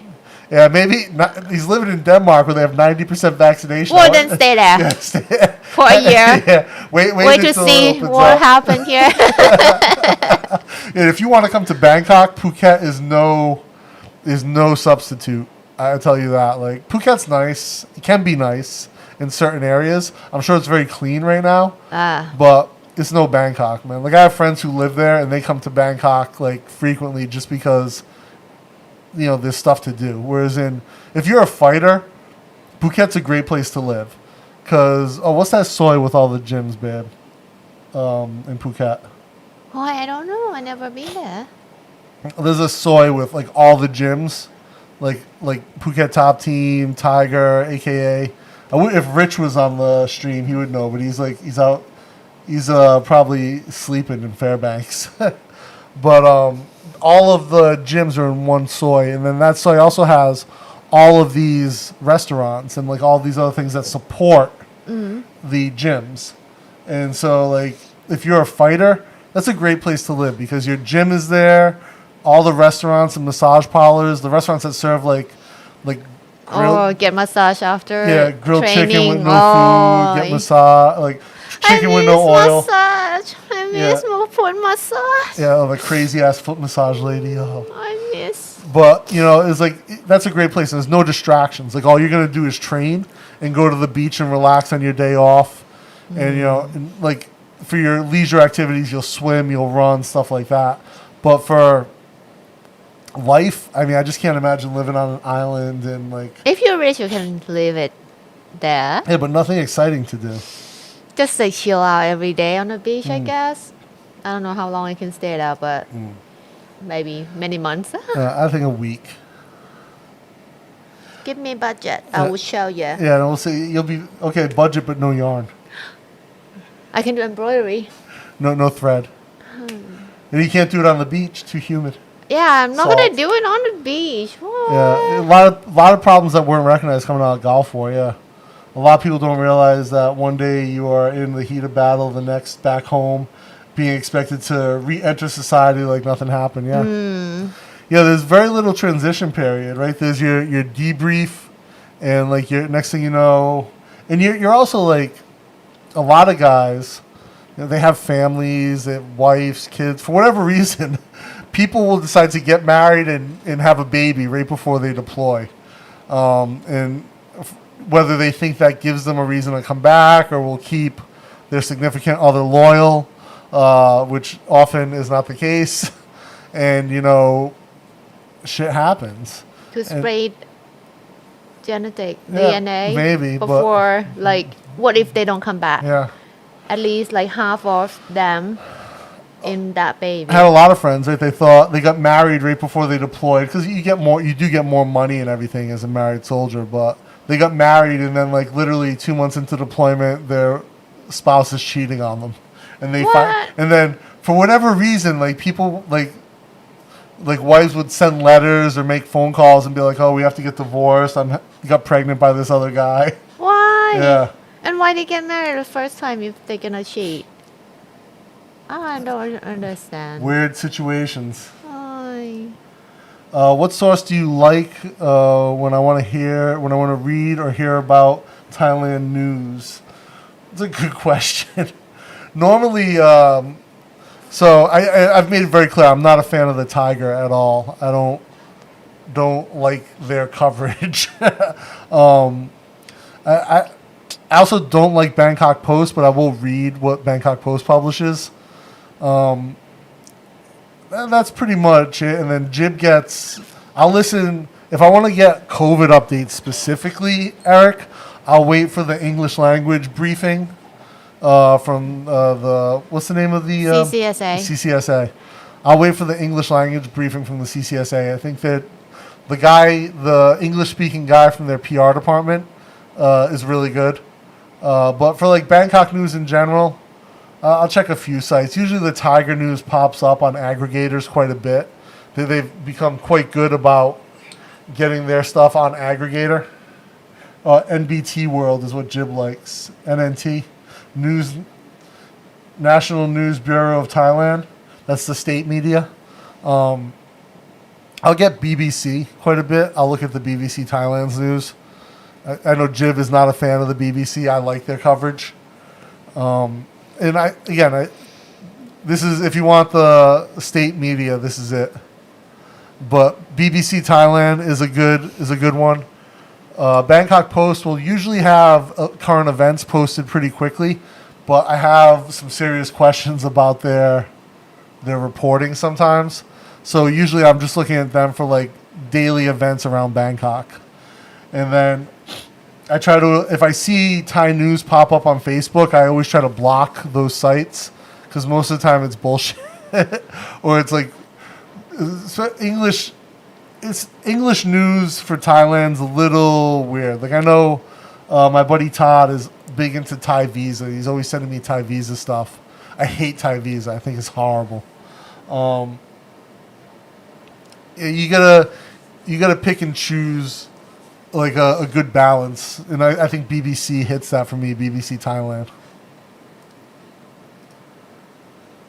Have you watched Resterpo? Good war doc. They talk a little bit about long-term psychological effects of being shot at every day. I've not seen that, Richard, but I will definitely check that out. Thank you for the recommendation. Don't forget being made to do push-ups after getting the shots in the... Yeah. Doing push-ups after shots in both arms. Yeah. For what? Help distribute the medicine. Is that true? Yeah, but by that point, I think I got shots on like day 3 of basic, so you're not even in that good a shape yet, like conditioned for like the push-ups, because like by the end of basic, you can do push-ups all day, like no problem.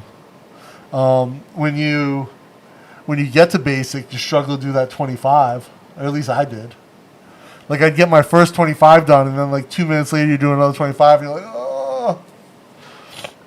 The VA has barely acknowledged Gulf War syndrome and are not giving benefits for neuro and immunological problems. One lesson for all to learn: never join the military. I didn't know that they haven't acknowledged Gulf War syndrome separately from PTSD. I know that, like I said, a lot of my friends who got back have been treated very well with PTSD and taken care of overall. I was in 6th grade when the Gulf War broke out, so I don't have contacts. And by the time I got into the Army, I only ever met a few people who had actually been in during the Gulf War. So yeah, not a ton of experience with that, but I wouldn't say never join the military, man. It was overall a positive experience for my life. You know, you take away a lot, and I still have very close friends who I was in the military with, and you share a sort of brotherhood, I guess, like similar to guys who go to college together or play sports in college together. There's a kindred there that you build up through shared experience. Do I think it is what you make of it. Hate the player, hate the game. It's not necessarily negative. It's not always going to be positive, but I think it can be. You learn a lot, and you learn a lot about yourself, which I think is important. Some people will argue with. I've had people argue with me that You know, it should be like a patriotic thing. Like you should be like feel like a duty to your country. I don't necessarily agree with that. I mean, you have to obviously be loyal to your country if you're serving in the military. You have to understand that that's a big part of it, but it doesn't need to be your primary motivation, right? There are other things that you can get out of it personally, and you should have that in mind going into it. Kim was in Phuket in 99 and 2001. Normally I go Hoi Hin and Hoi BKK. Hin. Oh, nice. Okay. Yeah, Hoi Hin, it's a little sleepy for me. BKK, though, is where it's at. Phuket, I would pick Phuket probably over Hoi Hin, I think. Just because a little bit different, and it's on the Andaman versus the Gulf. Phuket is like far Yeah. and expensive compared to Hua Hin. Yeah, true. Okay, the beach is nice, but everything there expensive. Joe says he's trying to get here. Tiger Muay Thai. Oh, that's good. Yeah, Tiger's probably the top camp in Thailand, man. Overall, I mean, Tiger Muay Thai, the Hickman brothers being coaches there. Alex Schild is the BJJ coach. I mean, there.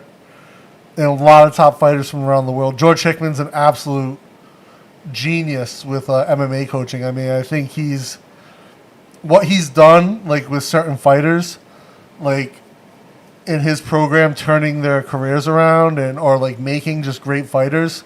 Like you can't.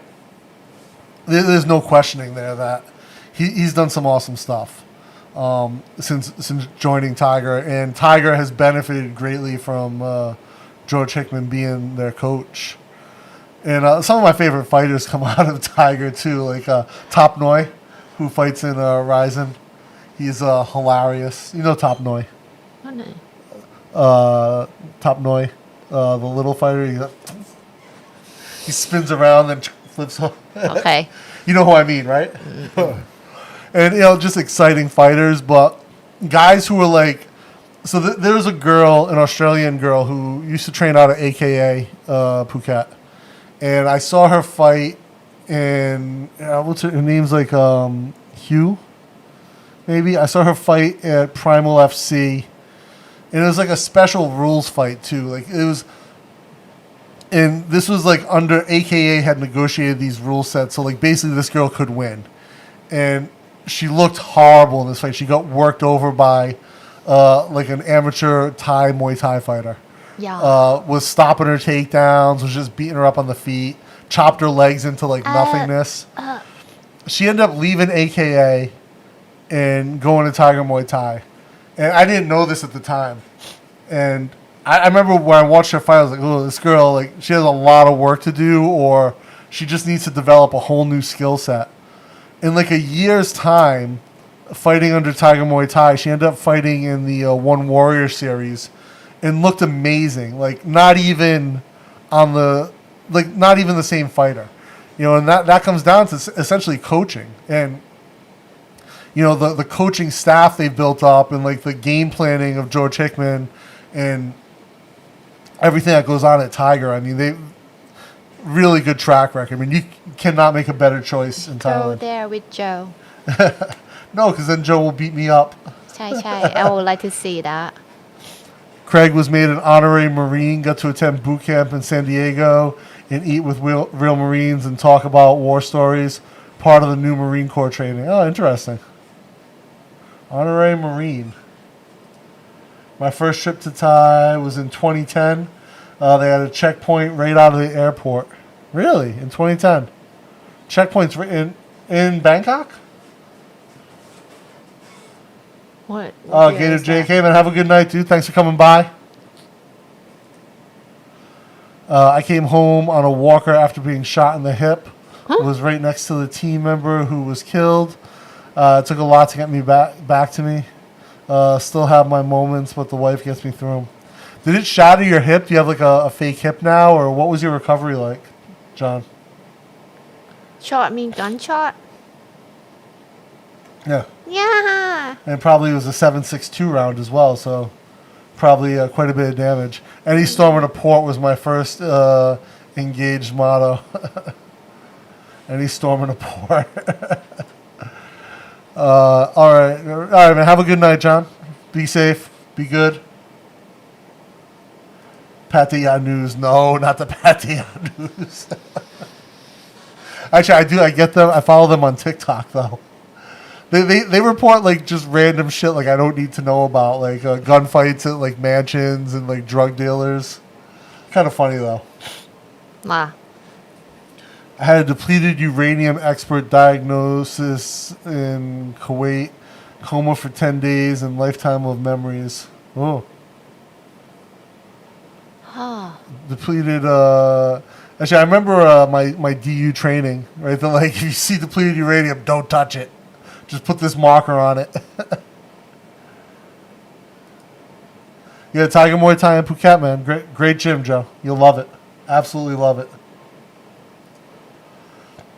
I watch Asian news outlets for COVID news because it's not politicized. Yeah, like again, depends on what you want. Like I said, I like the daily briefings just for the numbers, straight up numbers, and hear whatever the votes are going to be or what they're voting on. What is going to happen? Like they announce like, oh, we will lock down in next 2 days, something like that. That's like the update that we need to know. The one thing about like the Thai news as well, they often, so the last lockdown the lockdown we're currently in, before it was announced, a lot of news organizations were announcing the wrong information. So it had not yet been officially announced. They had gotten leaks from the meeting. And they were saying, oh, they're going to close this, they're going to do this. And only half of what they were saying happened. And so had we not watched the briefing, we would have had the wrong information. And so for that reason alone, I think the briefing's important. As far as like, I would never 100% trust a government-run news organization, for obvious reasons. But again, when I was in the U.S., I loved NPR. NPR was my favorite. It's funny because a lot of people, when I left the U.S. in 2014, people who were on the right would always tell me, oh, how can you listen to NPR? It's so left. And people who were like on the far left would always tell me, oh, how can you listen to NPR? It's so right wing. Right? Like, it's the same reporting. And because NPR is like regional but also national, it's unique. Also, some of the best shows. Long form interviews, Terry Gross, Car Talk was hilarious on the weekends. Oh, I miss NPR. What is that? National Public Radio is like talk radio in the U.S. It's always on AM. I love that fuzzy, warm AM sound. Do you have the tune? Yeah. I was there too, surviving a group of high schoolers on the first overseas trip, and the country goes into a coup while we're out shopping. Huh? Kuwait went into coup? Or in Thailand, you mean? You talking about the first coup in Thailand? Not the first coup. Which one? I think he's talking about Eric, so maybe 2001. What in, year is that? Phuket? In Phuket? Do we have it in Phuket? No, Eric was in Phuket in 2001. So what was the first? So Craig was teaching, I think you were teaching in Kuwait, right, Craig? So... With their AC 2001, that's why they had the checkpoint, right, at outside the airport, because of the coup. Which coup? We have too many. I cannot remember. Right? It's like, what? There's technically one every couple years, right? Yeah, sort of. Every pickup truck was coming into BKK with a red shirt at the... in no. 01? I thought the red shirts... So my first trip to Bangkok, officially, was during protest with the red shirts. And I can remember getting in at night, and there was a clash between the military and the red shirts that evening. And I could see from the highway, I could see something in the distance that I believe it was probably the military shooting tracer rounds. And so you could see the tracer rounds zipping through. What's that? Tracer rounds a phosphorus round that you shoot to show where you're hitting. So it's a bullet, but it's not like it will still kill someone. But you basically, when you shoot it, it shows you like the direction your fire is going in, and usually you're using that to help your squad realize where they need to focus their fire. Most of the local English language news sources in Thailand are just copy-paste jockeys. Yeah, there's some vetting and reporting on the local level, but it's mostly blue. Yeah. No, I agree. I mean, again, like, I make no secret of the fact that I'm not a Tiger fan. I think their reporting is horrible. It's got a viewpoint and is skewed in a way that I don't appreciate. So Frank, you get the Thai news from Pitixi. He has the shirtless. Answer. He has the shirtless news network, shirtless Uncle News Network, and now they also have the rooftop shouting network. So that people are communicating. He's got all the news that we don't have. It's like a intelligence network. Does Fox not have news in Asia? Oh God, I'm sure Fox Sports Asia is a real thing. Yeah, we have Fox Sports. Yeah, actually, Fox Sports out of Singapore, I think, is complete trash.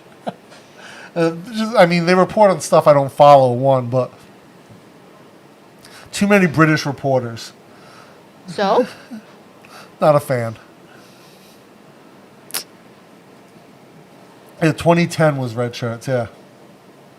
Yeah, 2010 was when I was here the first time, maybe my second trip.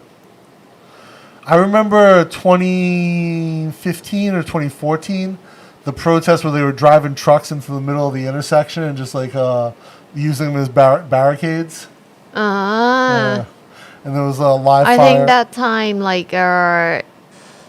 they tried to attack Chulalongkorn Memorial Hospital. So This was I was in front of MBK, and the trucks rolled up and they blocked off the intersection and took control of that intersection. I don't remember if that was red shirts or not. I remember they were giving out free food though. They were giving out free vegan food, just like basically fried rice. Overall, protests in Thailand much different, but I'll tell you what, I was actually at Victory Monument when they had that famous grenade attack in Victory Monument. I was on the other side of Victory, trying to get to a bus actually, and I heard the grenade go off, but I thought it was like a firecracker or something. And so what happened was the protesters threw grenades at the police, and they were going off. And I saw a video later. One of the cops tried to kick the grenade back and blew his leg off. But when that went off, people started running towards us. I had no idea what was going on. And then I was actually over. and why you went there? At Victory that day? Yeah. I don't remember why. I was there for something. Oh no! I was trying to get to the van to go back to TU. No one warned you about the protest? Oh, they did, but I was in the city for something else. I had to go back to TU. And then there was another time I was going to meet friends in Asok. I was on the train and I was actually over Erawan when it blew up. And I heard the explosion, had no idea what it was. And I got to the bar on Soy 23, and my buddy's like, "Oh my God, you hear about the explosion at Erawan?" I was like, "What?" A few stops I remember away. I sent message. Yeah, and I checked my phone. I had 30 messages from Jib. Where are you? Are you okay? Yeah. Oh, good times. Hate the player, hate the game. NPR is okay, but it's too establishment for me. What outlets are the Fox and CNN of Thailand? NPR is interesting. It's because it's national public radio, but it's also it's an independent news source because of their funding comes from listeners. But I would argue that if anything, it has a slight left of center leaning. But for whatever reason, both sides think it leans the other way in America. But as far as content wise, long form interviews, radio game shows, storytelling, no one beats NPR. So what would be the Fox and CNN of Thailand? I don't really know. What would be the super right wing? What would be the yellow shirts' favorite news network? Oh, they have their own network, not What on is it national called? TV. I don't know the name, but I know the guy who own. I I remember the name of the guy who owned that channel or the group. The red shirts have their own radio network too, right? Like News Today or something like that. Thailand Something Today. they both have, Yeah. which is I don't follow Either. either of them. But But, yeah, I just know like it's there, but I just not listen to both of them. Yeah. So the red shirts have like their own like radio or TV network. Because now it's so easy. Like Yeah. you can have like a YouTube channel, you can have like a Facebook page, you can do whatever like on the social media, and like you have fans Yeah. who will find you and listen to you. Yeah, I think is it like Thailand Today? Is that the red shirt one? I don't know. Yeah. All I know is that it's there. Oh, that was like on their T-shirts, Thailand Today, or something like that. Something. Yeah, yeah, but yeah, that would be like the two far on either side. I hate to play at the game. Soy Mafia says I'd missed the Toxin. Oh, toxin. Hey, you and my buddy David. You and my buddy David for sure.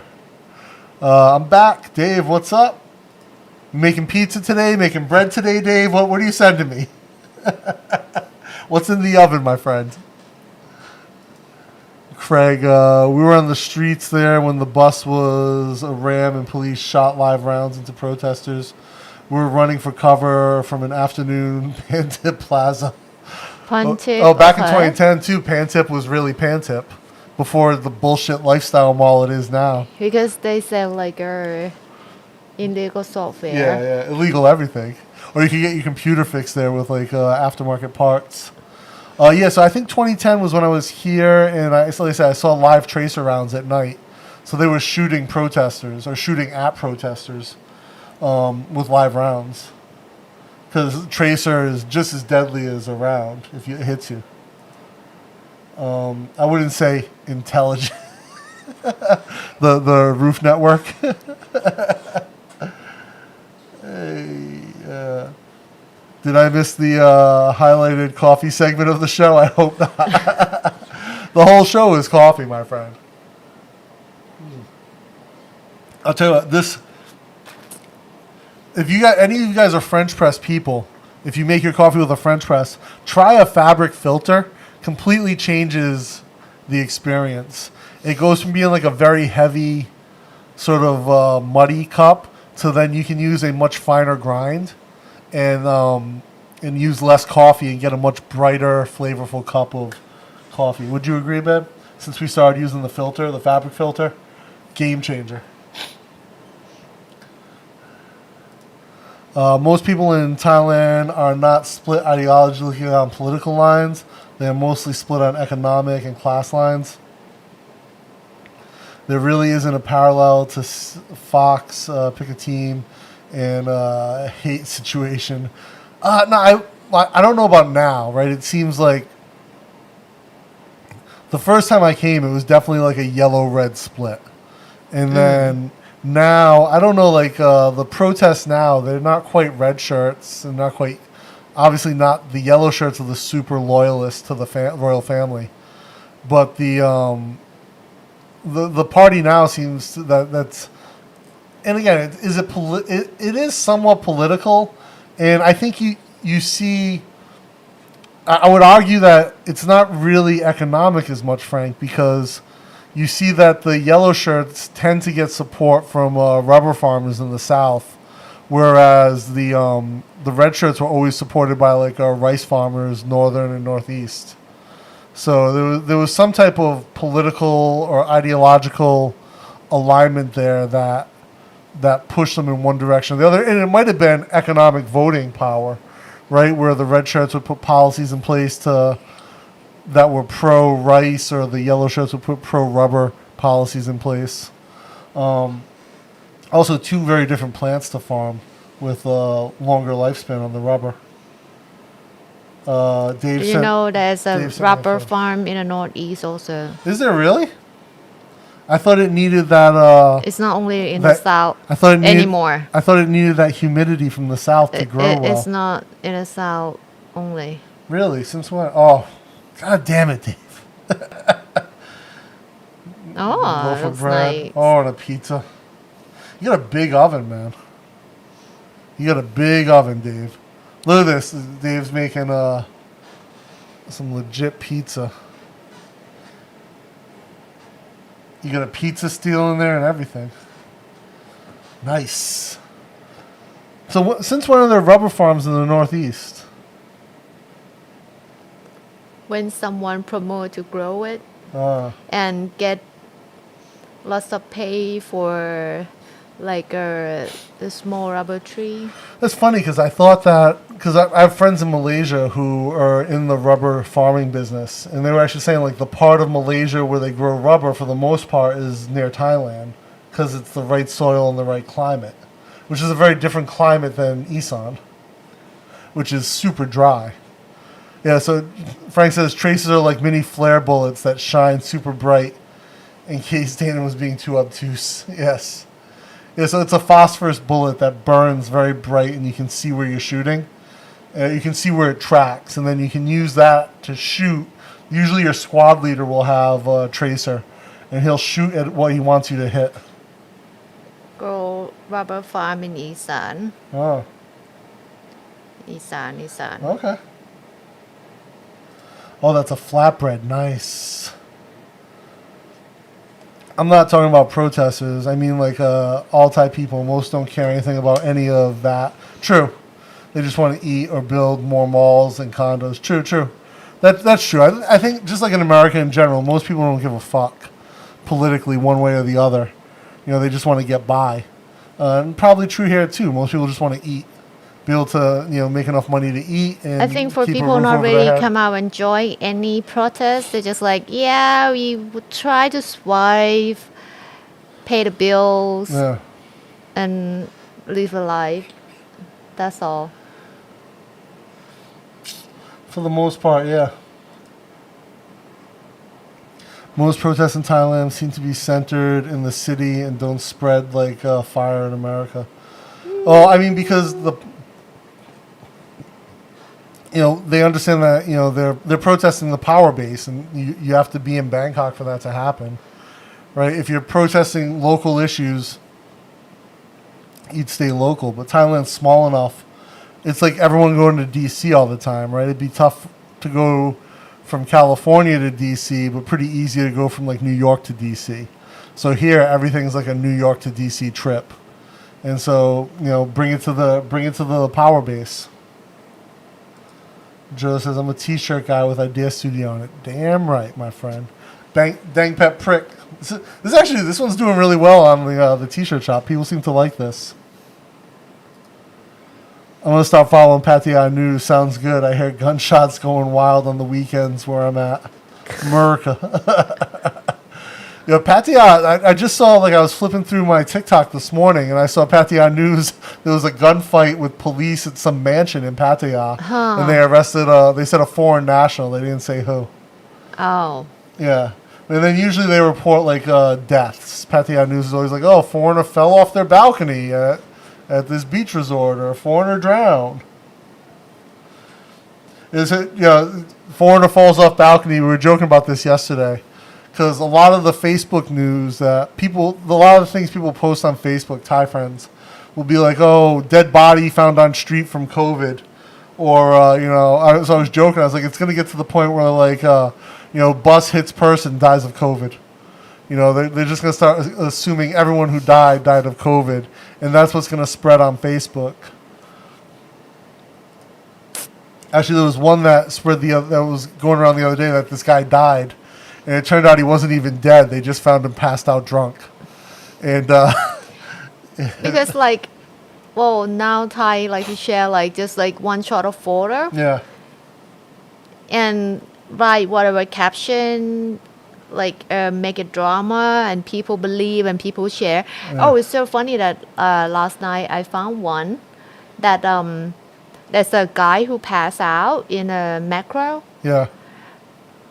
But you can say maybe it's clearly see it's a macro because of he's close to the cashier. Okay. So that's a group line. So the capture of many line group. Happened in macro, let's say Sathorn branch. One group say this.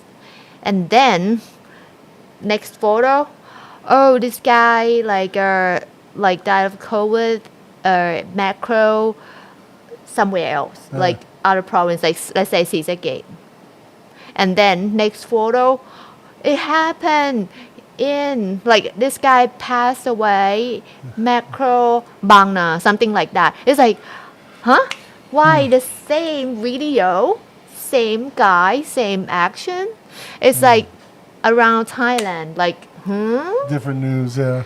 It's like, yeah, that's like, if you're smart enough, you should understand, like, oh, well, we should wait for like official announcement of this situation, or just like, this, my friend said this, and just start to share it and make it like more like chaos for the news. Just like, who knows, maybe he just like have like hypoglycemia, didn't eat well and pass out. Not pass away. Sometimes I pass out middle of the day. It's okay. It's like, it might be something not related to disease at all. Yeah. Or he just like work too much, tired and pass out, not dead. But like people who not there, they start to write about like, they just see like one shot of photo and like, it's something else, And Frank gets all of his news from the appropriate location. Foreign vloggers here in Thailand. That's the only news you need. What? Gets all his news about Thailand from white people who make YouTube vlogs. All of America's a power base. Give them a reason and there'll be a protest. True.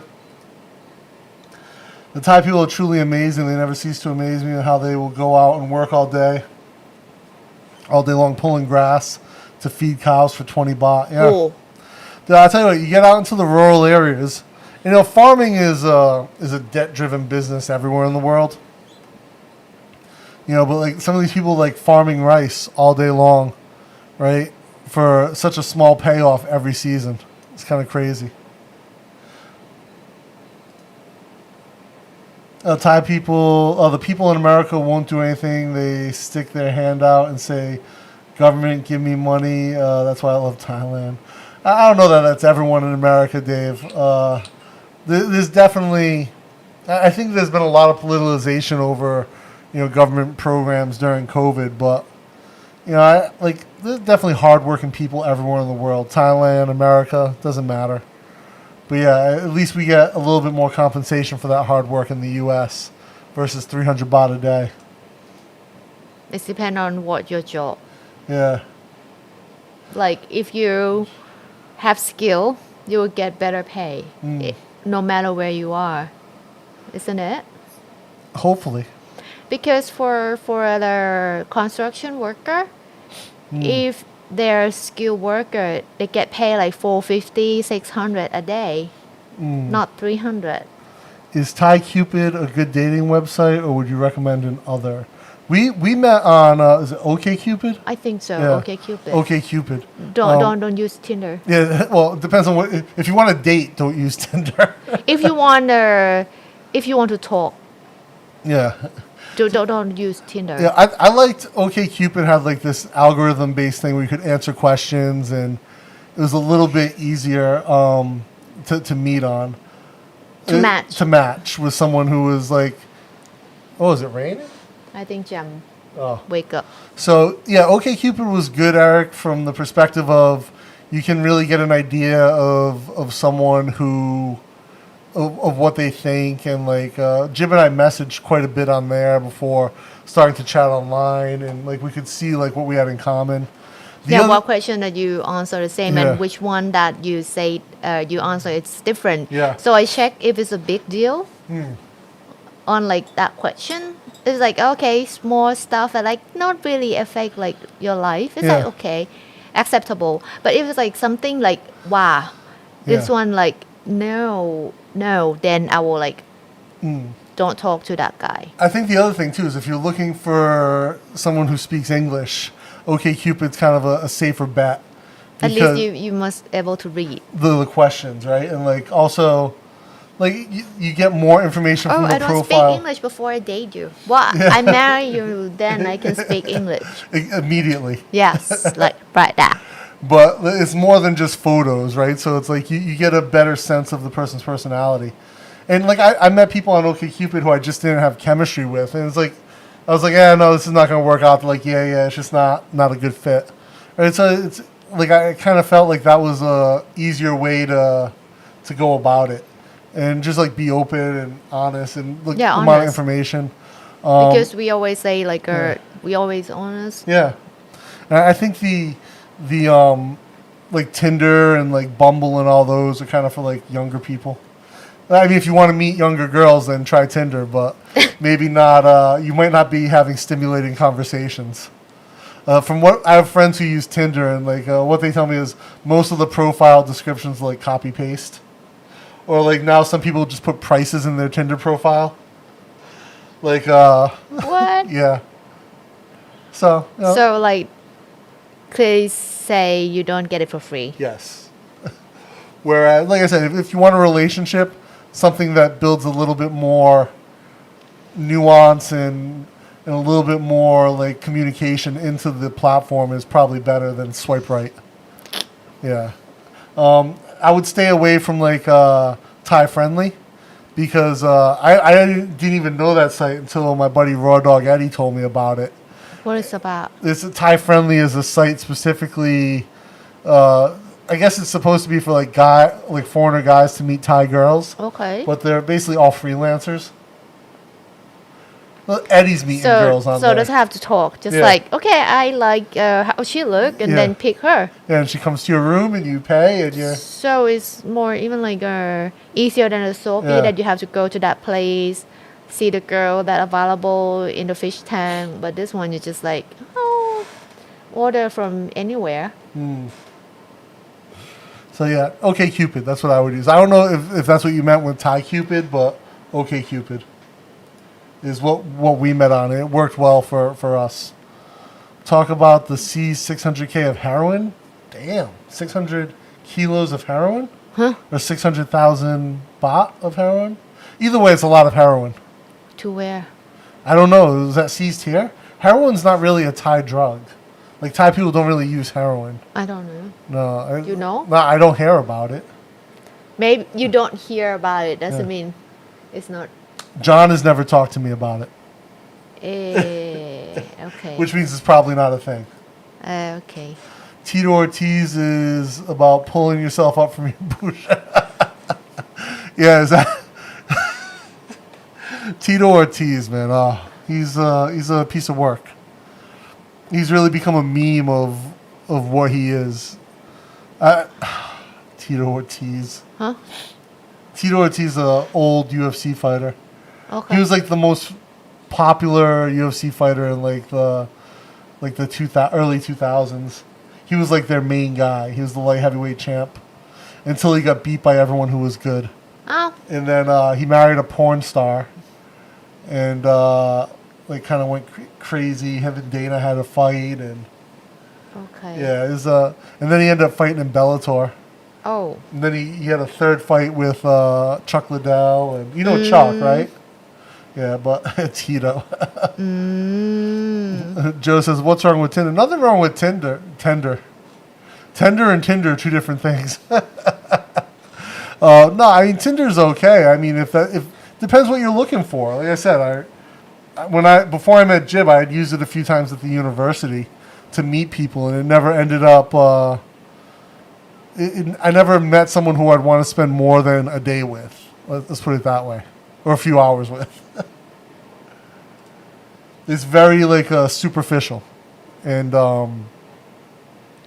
also everyone was much younger on there than me. Society will migrate to substance farming models soon enough. It'll be commonplace as vegetation is reduced and people are fending for themselves. Thankfully, not in my lifetime, but I don't know about soon enough. But yeah, I could definitely see. I could see that trend, but also from an economic perspective and a environmental perspective, like farming for yourself, even in an urban environment, makes a lot of sense. Jib, the lowest wage you would expect on a decent construction job is 500 baht per hour. Even fast food is starting at 800 to 1,000 baht per hour is normal for some entry-level construction jobs. Yeah. Yeah, 1,000 baht per hour on a construction site, yeah. In the US? US, yeah. And how much you pay for your food?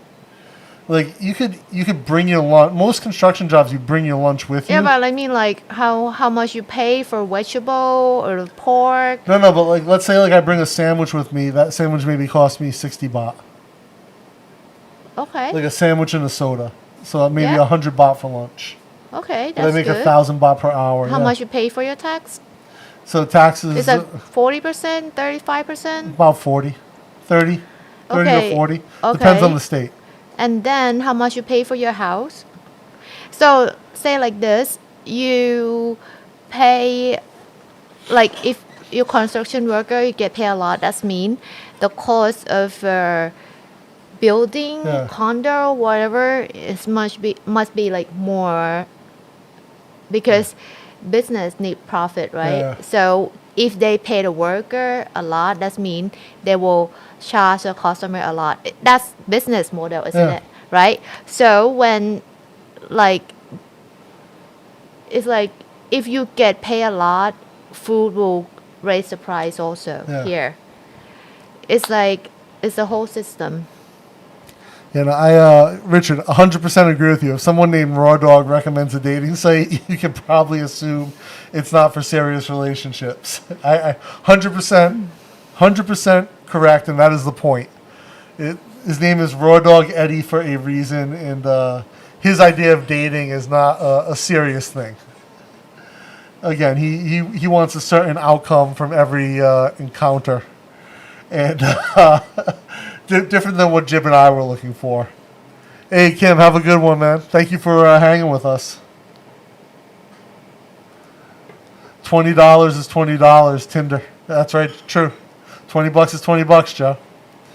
If I do dating app now, it'll be months of video chatting, so trying to weed out bad ones. Yeah, no, definitely try OkCupid then, man, because I think, again, I just think it's a very, in my experience, again, we're a little bit out of date with that side of technology because we've been together for a very long time, but 7 years is a long time. yeah, long enough. Okay. But yeah, if you want to meet serious people, have serious relationships, have serious conversations, I think OkCupid is a great site. Spend time for To get to know answer the them. questionnaire. Yeah, answer a lot of questions on there. Like, and I actually think it's kind of fun. Like some of the questions are interesting, and because they're multiple choice, they give you like sometimes it's very challenging answers. At least some of them. Some of them are kind of silly, but. And if you see someone's profile who you like, at least when we were using it, you could look at the questions they'd answered and decide, like, oh, is this a good question? Or can I answer this question and see how you match on those questions? It's interesting, yeah? So, but yeah, I'd try OkCupid and then, like, FaceTime or Skype or Zoom, whatever. Zoom seems to be the popular video chat now, and then Google has one, Google Hangouts or Google Meet. They're all interesting, but yeah, months of video chat for sure, but that can be a good thing, right? Builds anticipation, you get to know each other a little bit more. All fun.